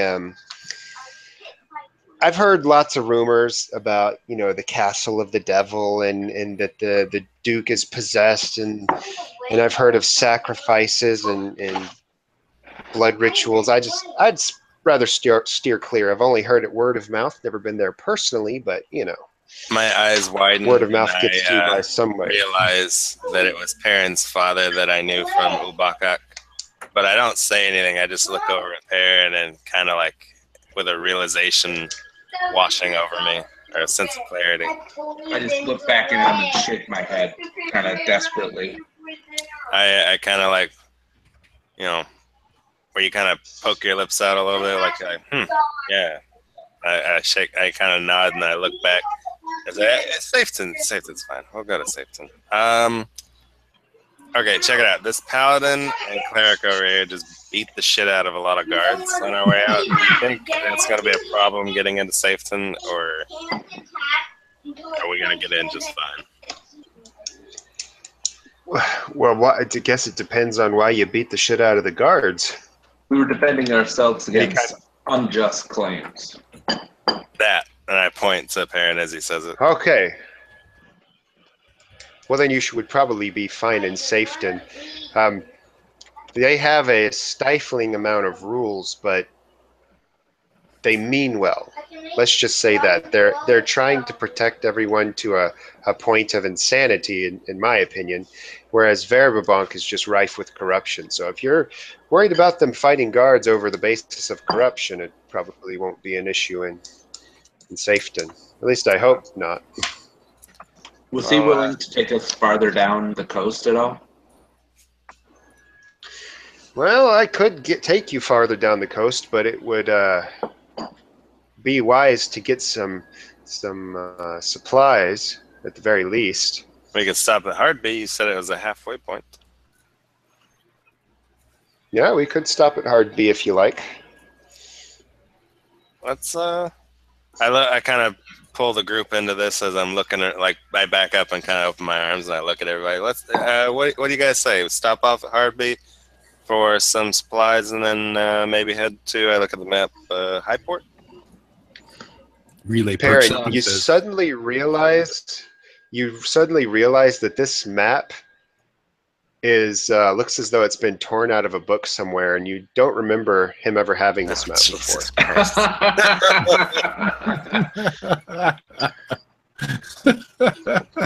Hey, that sounds like a compel. He needs to get some potential for that. Oh man. Some Crux. I'll shoot you a Crux. I'll shoot you a Crux if you. Go with it.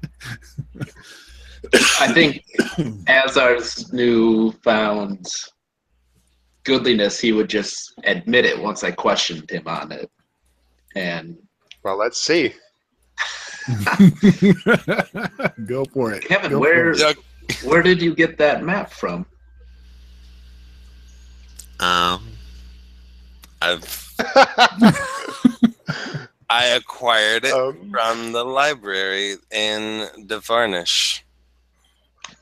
That's it. Turn the boat around. We're going back to Devarnish. I said acquired. Acquired does not mean bad things. Doesn't mean good things. Doesn't mean bad things. Relay will pipe up from his kneeling from his prayers and say, Perrin, he may have received it from the Brotherhood. Oh, that makes sense. Let's not He did jump ask to for help. conclusions yet. I kind of place my hand on my book, like not like focusing on it, but maybe drawing your attention to my hand motion on my book, but I don't bring it up and I don't lie about it. I let you assume your own things. Yeah, right after he just covered for me not going to Ubakbak, I'm not going to start questioning him. I kind of roll up the map and tuck it away. As you're rolling the map up and tucking it away, you hear the last words that the priest told to you after becoming Brother Ben. He said, "Go forth, Brother Benjamin. Tell the truth and be good." And that's just echoing in your head. I'm holding the map rolled up, and it's like you can see me visibly getting like frustrated, and I'm like clenching it and like, hello, damn it! I stole it, okay, Perrin? Back before I changed my ways, I stole it from the library in Devarnish. I used that dagger around your waist, and I carved it out. I took what we needed, and I don't regret it, but I feel bad about how I acquired it, and I intend to pay my due in due time. You certainly have changed since you've started journeying with us. I have no doubt that you will do something that will more than make up for taking the map. I look at my hand and I look at the map, and I offer the map to the party if anyone else wants to take over as a navigator of sorts. Relay will stand up and walk over to Perrin and Azur, and he'll look at the map and he'll hold his hand out and he'll say, "Why don't we seek Pelar's will in this matter?" I put the map in your hand. And he kind of pulls his hand away. He's like, "No, let's kneel in prayer and seek Pelar's will." Oh, right. Okay. I pull out the book in one hand and I start looking for an appropriate passage to see if I can find something to help us focus our prayers on. Okay. And then with my other hand, I put it on the ground and as I'm kneeling, and then I like hold out my hands to take Rayleigh's and Eliza's and Perrin's, and if the captain wants to join in, the captain. Probably getting some weird looks from the captain, but yeah, I'll join them in prayer as well. We just beat the shit out of guards and we're on the run. Let's pray about it. We were defending ourselves from unjust claims. That's all. It's cool. We just apologize on Sundays and we can do whatever we want. They were using Pelor's name in vain, and we're trying to do evil and spread hatred while we were trying to do good. They were falsely accusing Perrin of things that didn't happen because they wanted to subjugate him, and so they fell. My conscience is clean in this matter. Yep. So you guys are going to be kneeling in the middle of the boat praying then? Yep. Yeah. And we're seeking the will of Pelar and concerning the map.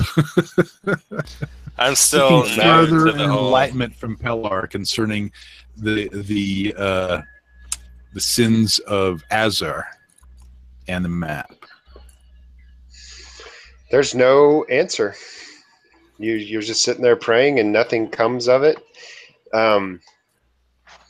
It feels almost like you get the impression that they say not worth my time, more or less. Like, who Right. cares? And then as Azar is going over his book, he comes across a passage that thing he remembers the Jerome saying to him about white lies and black truths, and what is the greater of evil in what situation, and so on and so forth. And so he feels after a moment that he is justified in keeping the map via his interpretation of the passage. Yep. I do. Wait. What? I do what? I quote the passage that Brother Jeremy told me, or whatever his name was. Yeah, right. And Jerome, and then you decide that you're justified in keeping the map per your interpretation of the passage. So someone else could interpret it a different way, but you think you're in the right.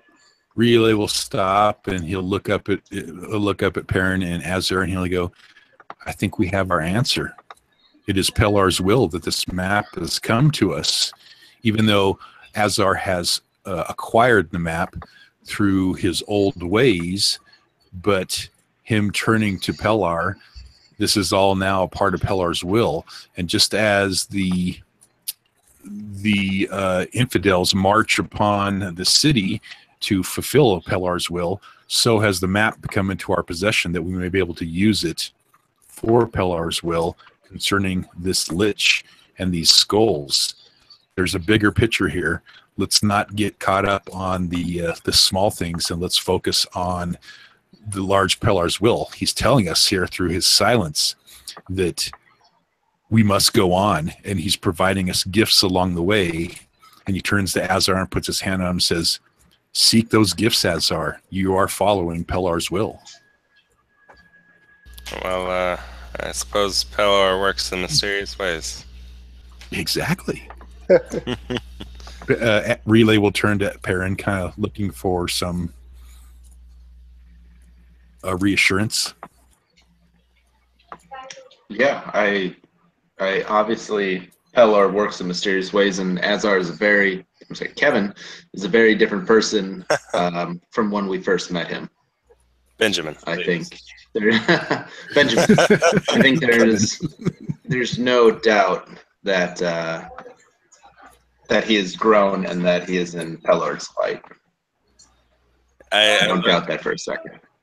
Ben looks to Perrin, and I say, "You can see that I've shed my dark ways, and I aim myself towards the light."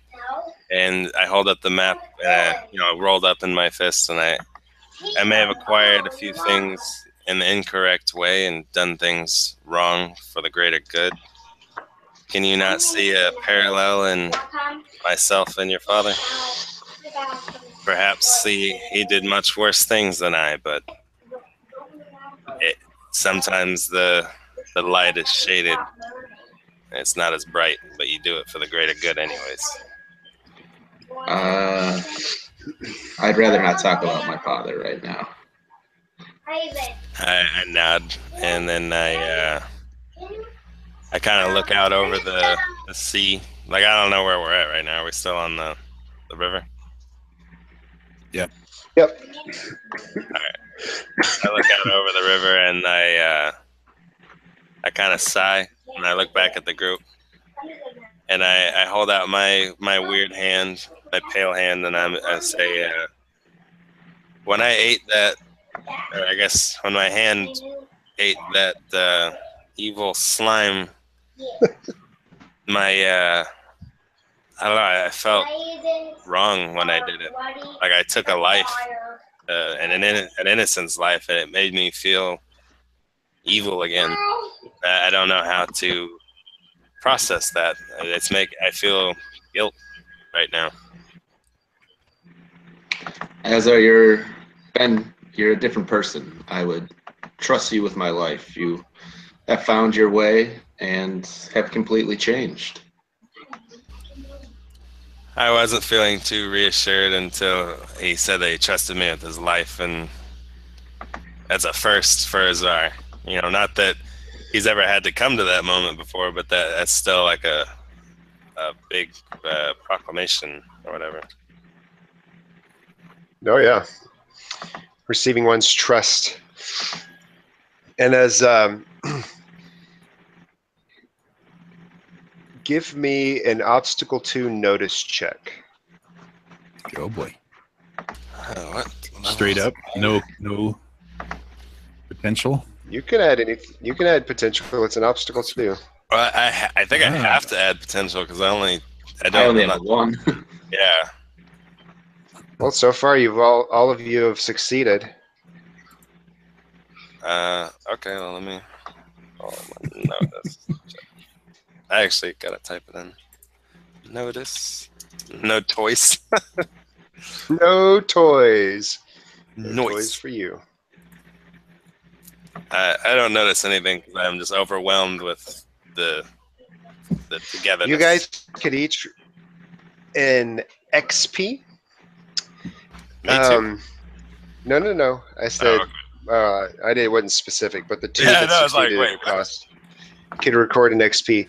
And what you guys both kind of notice simultaneously as Azar's been reflecting, you're sort of interrupted by the fact that Eliza's standing back there at the wheel with the captain, and he's knelt down next to her, and he's sort of giving her a strange grin, and he kisses her on her hand, and she kind of looks away and blushes a little bit. Wait, what's happening? The Peller's, not the Peller, the fucking captain's getting freaky with Eliza?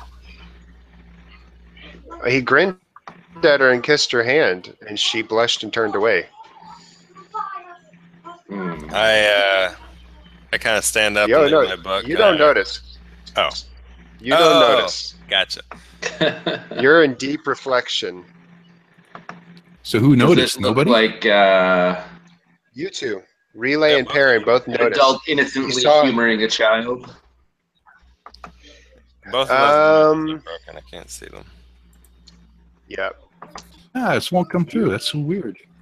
You can give me an obstacle 2 insight. Okay. I think I actually sent that picture to Joe in the forums. Did you? Yeah.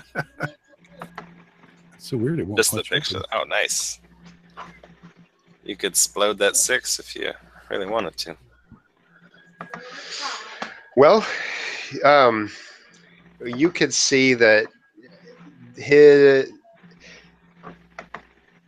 he's saying nice things to her, and she's taking it as compliments. But you could see that it's coming from him in a more maliciously loaded way.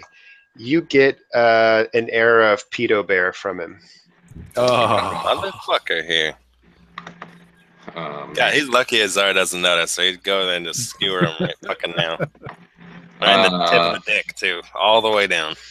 So, Perrin, how does it make you feel to see that your paladin in training is being approached by that ugly old man picture that I sent you? Her innocent little 12-year-old body is being looked up and down by this guy. I'll call her over to me and tell her she needs to practice her sword forms, and I will keep an eye on him moving forward. The rest of the boat trip, she doesn't leave my side.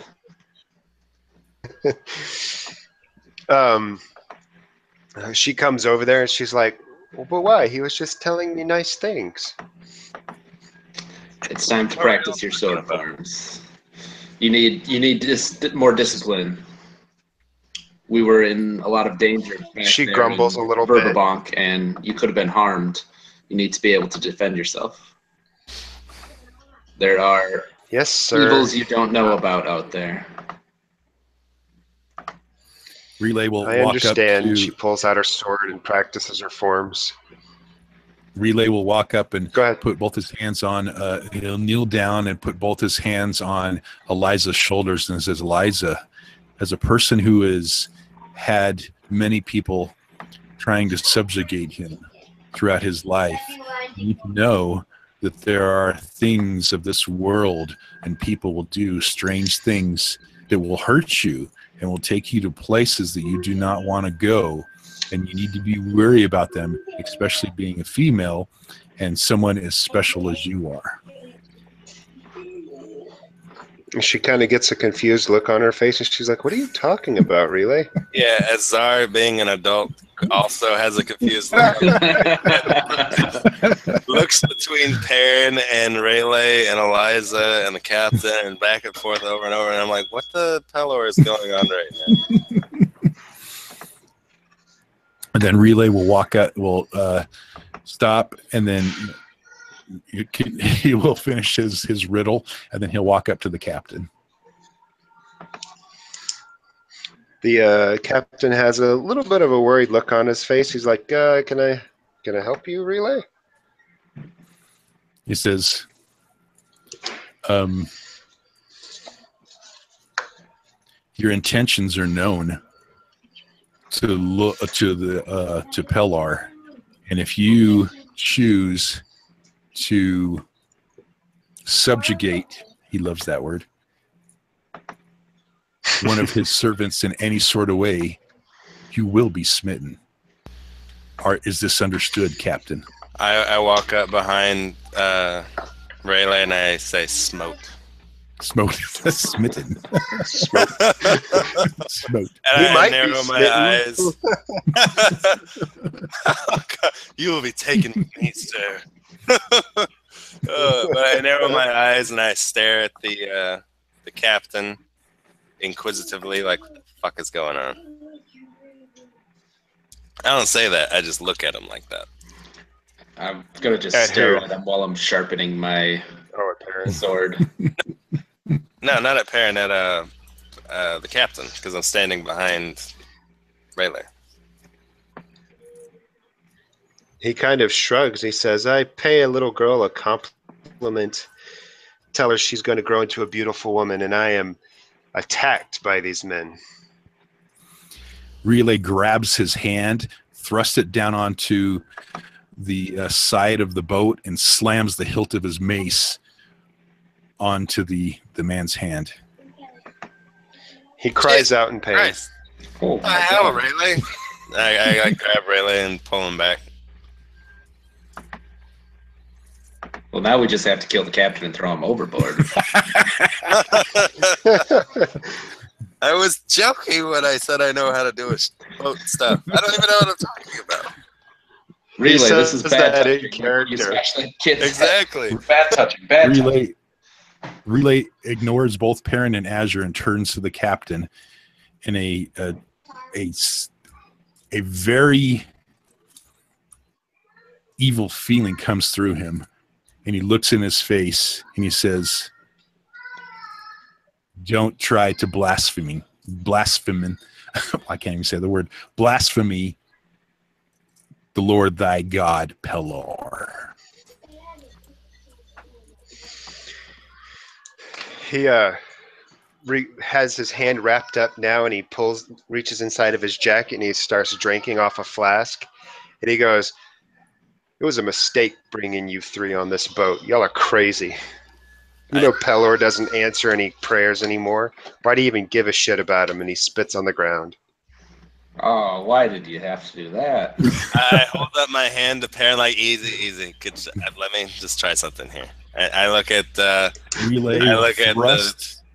Relay will thrust. He'll reach out with his left hand and grab the man's wrist, and then he'll slam his other hand down upon the same hand that he just smashed, and he's going to cast Healing Grace upon the captain. So he winces, expecting to be smashed, and then you heal his hand. So go ahead and toss your daily out there. Okay. And the healing grace washes over him, and the swollen hand alleviates and whatnot, and he's like, "Thank you, I guess." I still don't know what's going on, guys. But where are we? Are we close to safety yet, Capitan? And Relay will turn to the captain and say, "All things through Pellar. And I will call you to repentance for your what's the word? your perverted thoughts, perversions, his perversions, and he's going to call the captain to repentance. He just he looks at you and he's like, be set free from this sin. How about I just let you guys off and you can walk to Safeton?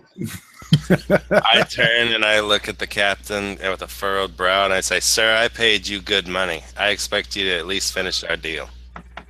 We could have thrown you overboard, but my friend here healed you." We'll call your dogs to heal. He's trying to force his beliefs down my throat, and I don't believe that way. I turn and I look at Rayleigh. If he wishes to come to the light, he'll come to the light, but Pelor does not force himself on others. We're not evangelists. We're messengers. I kind of like hesitate to think of a word. And then please, will you help Perrin with Eliza? I believe she needs you more than the captain.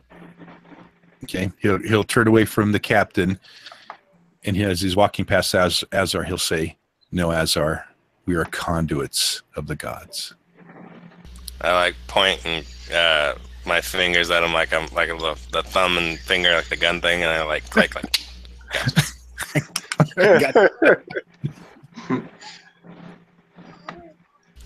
All right, you guys have been on the boat all day. The sun is starting to drop below the mountains in the distance as the night is coming. It's approaching.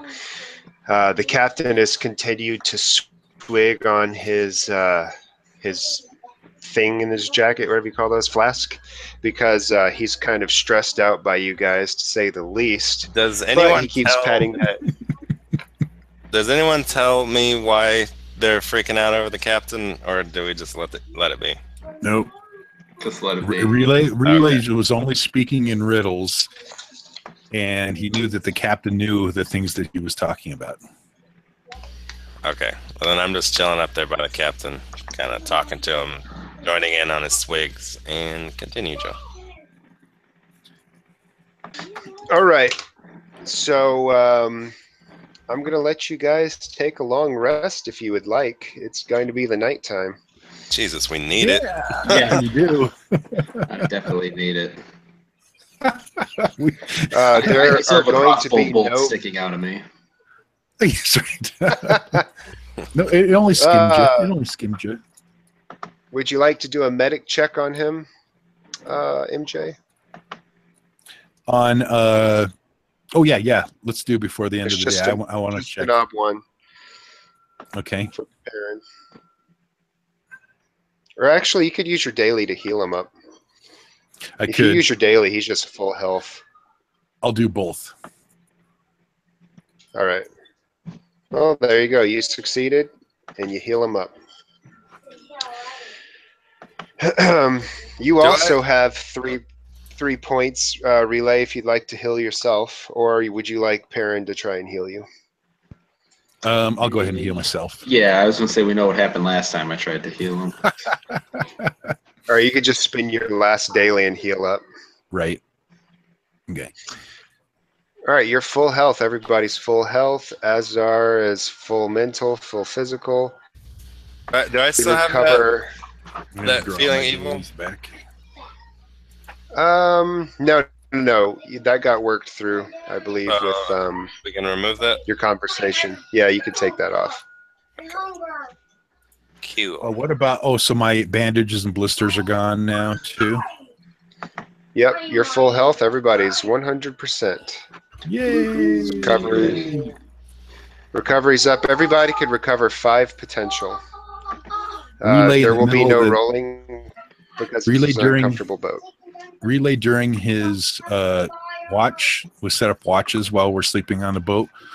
We'll go up and smash the captain's head open and throw him overboard. Oh, jeez. God damn it. Hold on a second. Hold on a second. I'm kidding. Compel.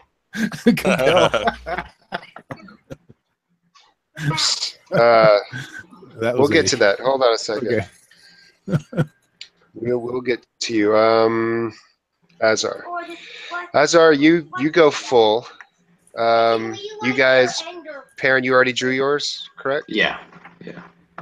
And I'm gonna send 5 to Relay now. All right, so 9, 10, and 13 are y'all's current stats. Did you award everyone the +1 Cruxes we got? Yes, For- on the okay. fly, I was giving everyone Crux.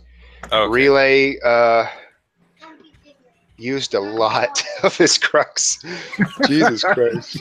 Well, I didn't have that They're many fighting at a all. town. I didn't have that many to start, so You healed your acid burns. Find the Temple of the Forbidden. You guys are moving towards that now and seeking further enlightenment for Pellar. I gave you a Crux for that during that long speech you had. okay. All right. Now, first watch as you guys are going to sleep. The captain takes the boat and ties it off to a tree so that you guys could sleep for the night. As we're all sitting around the campfire, like falling asleep and whatnot, there was a. Oh, we're not on the boat. We're not on the. Yeah, we're not it's on the sailing? boat. It's on the boat. Oh, he said Oh, tied okay. it off. I thought we like parked up or something. The Well, then- boat's tied off so it won't drift away, and then he goes to sleep in his quarters. Okay. Well, then on the poop deck, then there's like this brazier or lantern lit, like with fire and shit, as we're all kind of passing on the deck. And I find a lute against a barrel against his door, and I pick it up and I start singing. Or not singing, I start like playing it and singing about Pelor and shit. All right. Which I actually Are you want trying to- for anything or just fluffing? Yes, I actually want to do it because if I got this new skill, Guided by Faith. On your current action, you gain Faith. Skill level bonus is D6. And if you record XP on this roll, it goes to Faith. So I'm going to like literally use my Bard skill, this just random incompetent skill type, or perform or whatever. And I want to perform a song about Pelor. You're such a hacker. If you don't know anything about playing a lute, I'm going to say to play this song, it's going to be an Ob 3. Ob 3, okay. Then I meet that Ob with the Faith, and I am. I'm gonna Ob 3 it and just let it fly. Perform. Oh, go ahead and put perform in. Then 2 for the Faith thing. Wow. I'll take it. No, I don't record an XP on that though. Nope. You'd have to. No, bump it you up don't. one. Let me re-roll one. I'm doing it. And re-roll. Yeah. Yeah, and I'll take that minor Nice. cost to get the XP recorded on Faith. All right, you sit there and you're trying to play a song, but you don't know any chords, so you end up basically just playing one string at a time. And you're it's like Just like ding, ding, ding, ding, ding, ding, ding, ding, ding, ding, and then you're like Pelor, Pelor, Pelor. I will always be your whore. Wait, that doesn't sound right. I start like tuning the and you're like, guitars after I say that. Like, damn it. Bend the bar. And you succeed a little bit, but not too great. And you're kind of thankful that no one was really around to hear you. Relay will pipe up, says, I'm not going to be able to sleep if you keep playing that. Well- I finished my lyric off to as I'm looking at Rayleigh, because he's always singing about sausages and like, Pelor's good, Pelor's great, Rayleigh, he watches you when you masturbate. Isn't that Pelor watches Sausages. you? He Sausages. sees everything. And then So, I fall asleep in the chair. All right, who's got first watch? I'll take first watch. Okay. All right, roll a d6 on your boat. On your boat watch.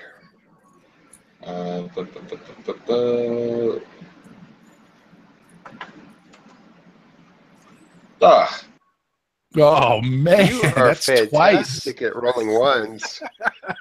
this has been a rough session. This has been the one session, big time. Okay. Well, Swear to God. Oh, man. I'm about to kill a pedophile, aren't I? I'm thinking with a trouble like your Oh tenants my God. I didn't even think about that. of honesty, courage, compassion.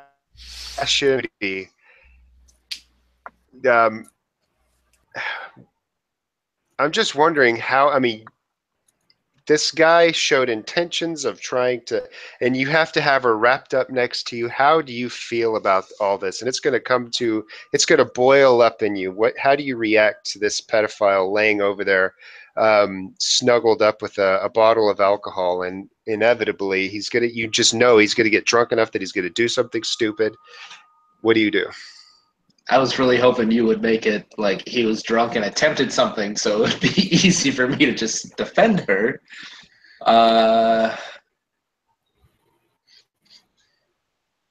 I will. Okay, if you want to do that, let's say. Well, I was going to say the Let's other say option this. would be I could unquietly, like, cut the rope that's holding us and then push him overboard, and we could sail away. Sail away, sail All right. away.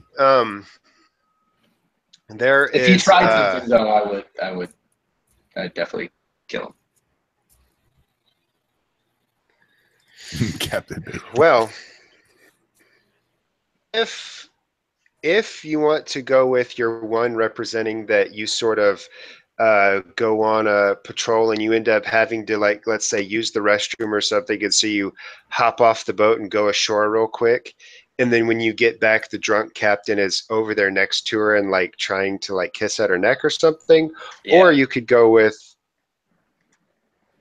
because I didn't say that because I didn't think of it until you mentioned it, and I think that actually sounds horrible. So let's go with that. All right, I will split him in two with my greatsword. Oh God. Wise is about to get showered in blood. All right. Yay, You mental walk up. damage!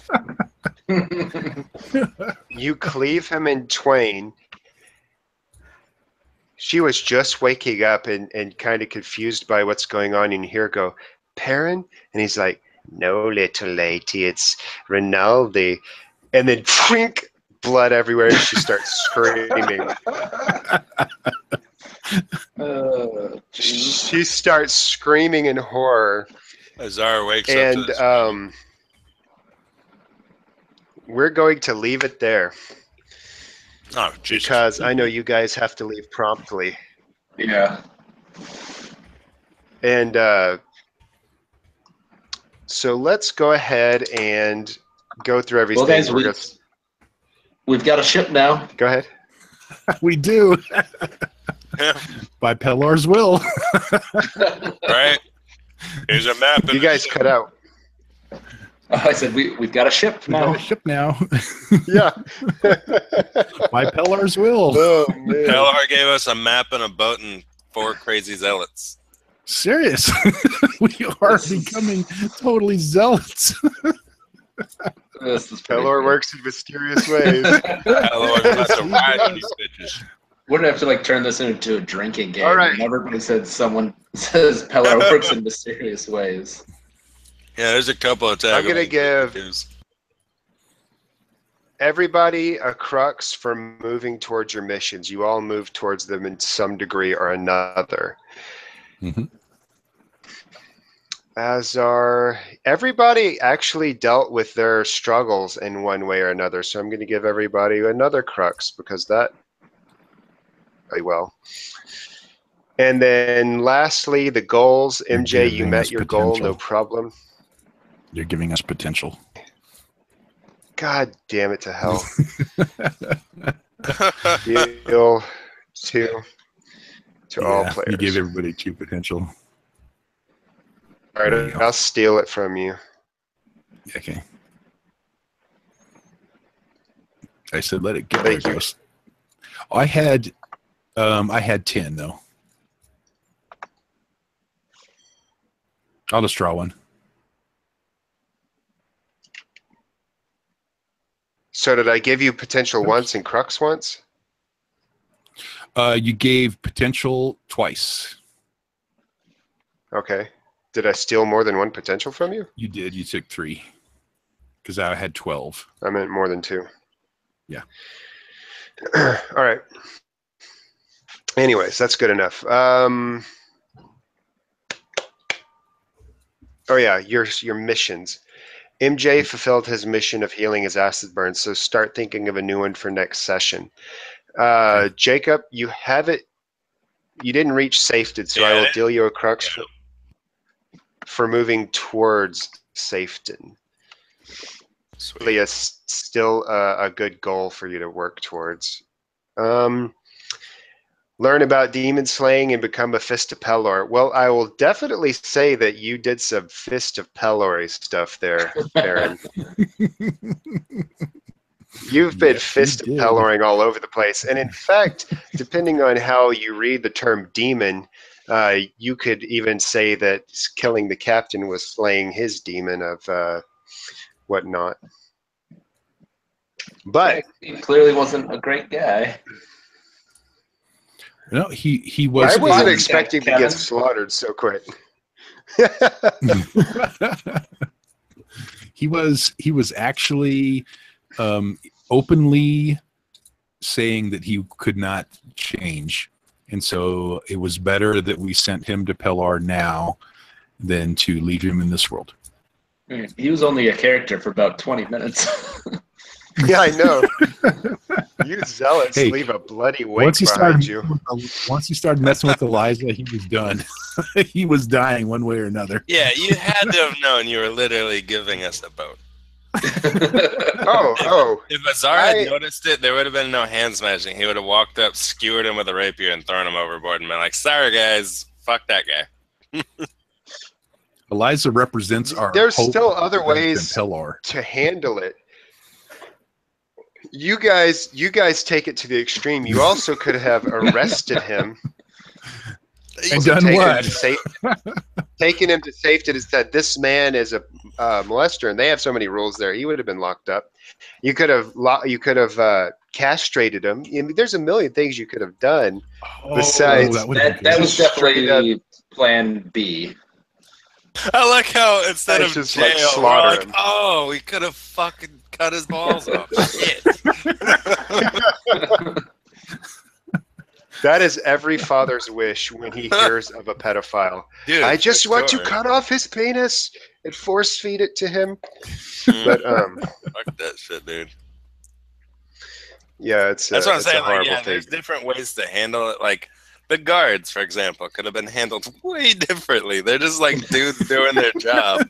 And you're like, fuck you. We were, Yeah. we were playing our characters. We didn't kill any of These them. guys- Well, I know these Oh, guys yeah, are he did totally use trying to non-lethal. subjugate. No, it's not okay. I lethal thought y'all damage. murdered a bunch of people. I was like, Jesus No. Christ. This is like No. Bill Told and Jeff To going get out of my work. way, they didn't get out of my way, so I got them out of my way.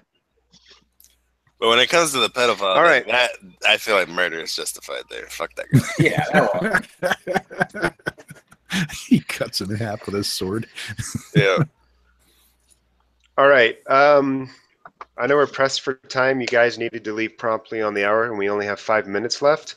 Yep. So definitely consider if you want to adapt your goals for anything. I mean, you guys do have a boat that you don't know how to sail. Oh, Jesus. Well, Kevin used a bluff saying he knew how to sail, so like I believe his name is Kevin, I believe he knows how to sail this boat. Jesus. And you also, I think Perrin identified a new struggle, and that's the struggle between his ability to destroy versus protect. So maybe you could have that manifest if you like in your struggle and have it addressed later. I mean, you did just destroy the fuck out of him, Aster guy. And then in retrospect, you're like, you know, I could have cut his balls off for taking him to jail. You know, you see, you just acted in the moment and were a destructive force. Also, the goal, becoming a fist of Pelor, learn about demon slaying, that's not really something that you're going to be able to address too much on the water. Yeah. So maybe consider switching that up. Like I said, travel to safety, Jacob. That's perfect. Fight your demons. I think you still are fighting your demons, specifically the one attached to your wrist. Yeah. And lying. I was going to say, I could switch mine to dealing with trying to tell the truth and shit, but that's also fighting my demons, so same thing. Well, the more specific ones are easier to focus on than the broad swaths. Yeah. I feel like the only thing I need to change is my mission. Yeah, go ahead. That's fine. I'm not saying you have to switch it. MJ, your goal, heal your acid burns. You succeeded in that. Mhm. So you're going to have to come up with a new goal, obviously, Okay. and all things considered. And then, Do I get a crux Pelor. for that? Yeah, you got it in game. Oh, okay. Oh, that's right.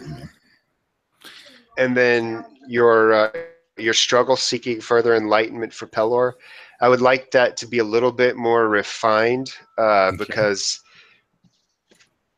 you're not just going and sitting in a temple, and you're not just going and reading a book and praying. You're actually out in the world. So Yeah. I don't know. Let me just come up with a struggle.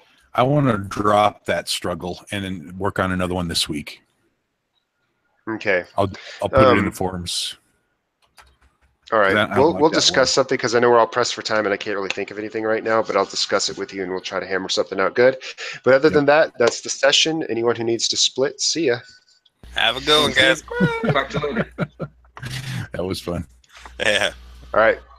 I think that was the best session we've had so far, at least in my mind. Yeah, it's a great one.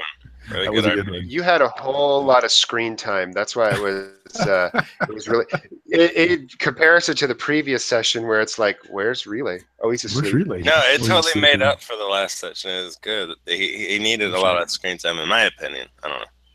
Well, and there was a lot of growth and everything like that too was happening with it. And so. I think MJ has a natural inclination for being better at the religious talk than any of us are really. So he definitely makes up for our lack in that regard by playing his character to the hilt. So I think that was good. Hey, I Joseph. do think it's hilarious that y'all are all bloody zealots just slaughtering. Well, actually, Jacob didn't do anything bad this session. All he did was tell the truth about stealing something. And you guys are like, slaughter, smash, kill. I was waiting at that We are for a minute, just like, where are these guys? we are literally zealots of Pellar, and we are dangerous people because we are so lawful. So it's not even like we're lawful good. It's almost like we're lawful neutral. and we're just like huge zealots. I think it'll be nice Well, once we get away from Pelor stuff, because every guard announcing Pelor is just like a fucking trigger for everyone to be like, fucking murder this heathen! Ah! It is.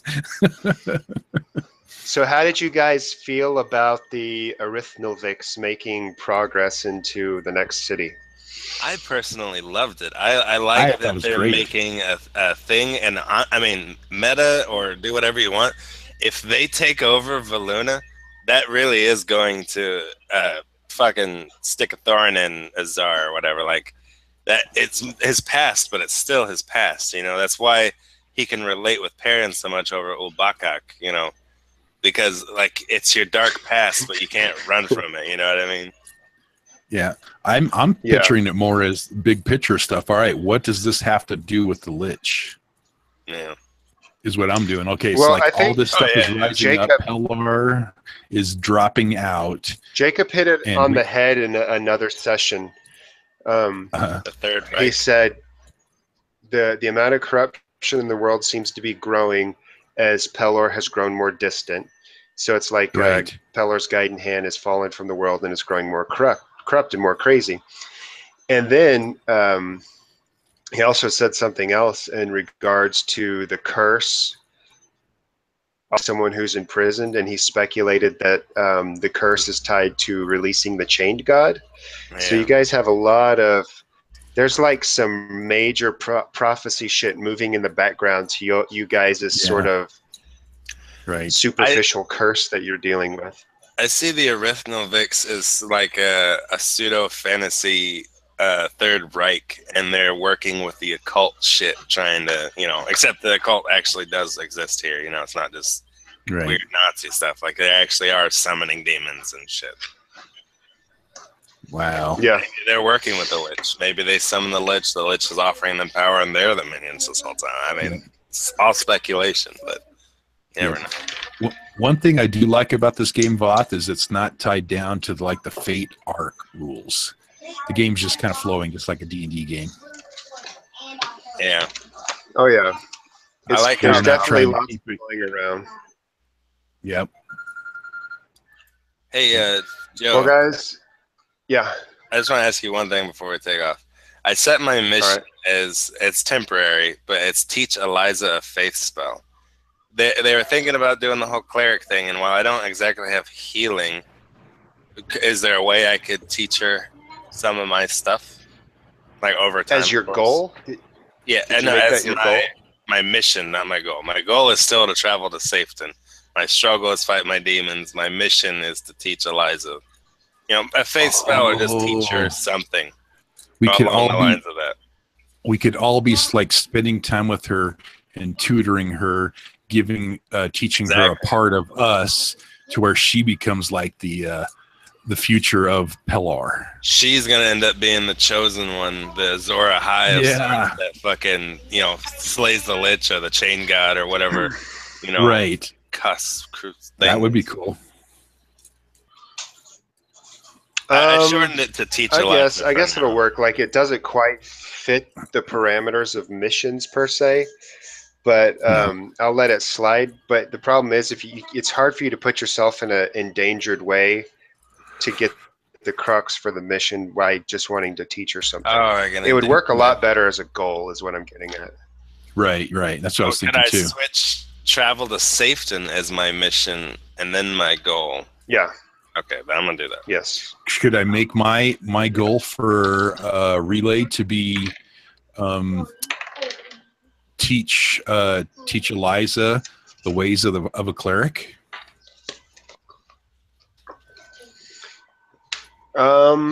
Sure. I mean, you could try to teach her a spell too, I guess. We'll figure it out when it comes to it. Okay. I'm gonna leave it blank for now. I'll take notes. How about impart knowledge to Eliza? I'll take notes that you guys want to teach her shit. Yeah. Impart clerical knowledge to Eliza. I'm gonna leave mine blank for now. I'll fill it in or post it on the forums as I think about it. But I'm gonna take off. It was fun, guys. Y'all have a good one. All right. See you guys in the forum. Later. Later.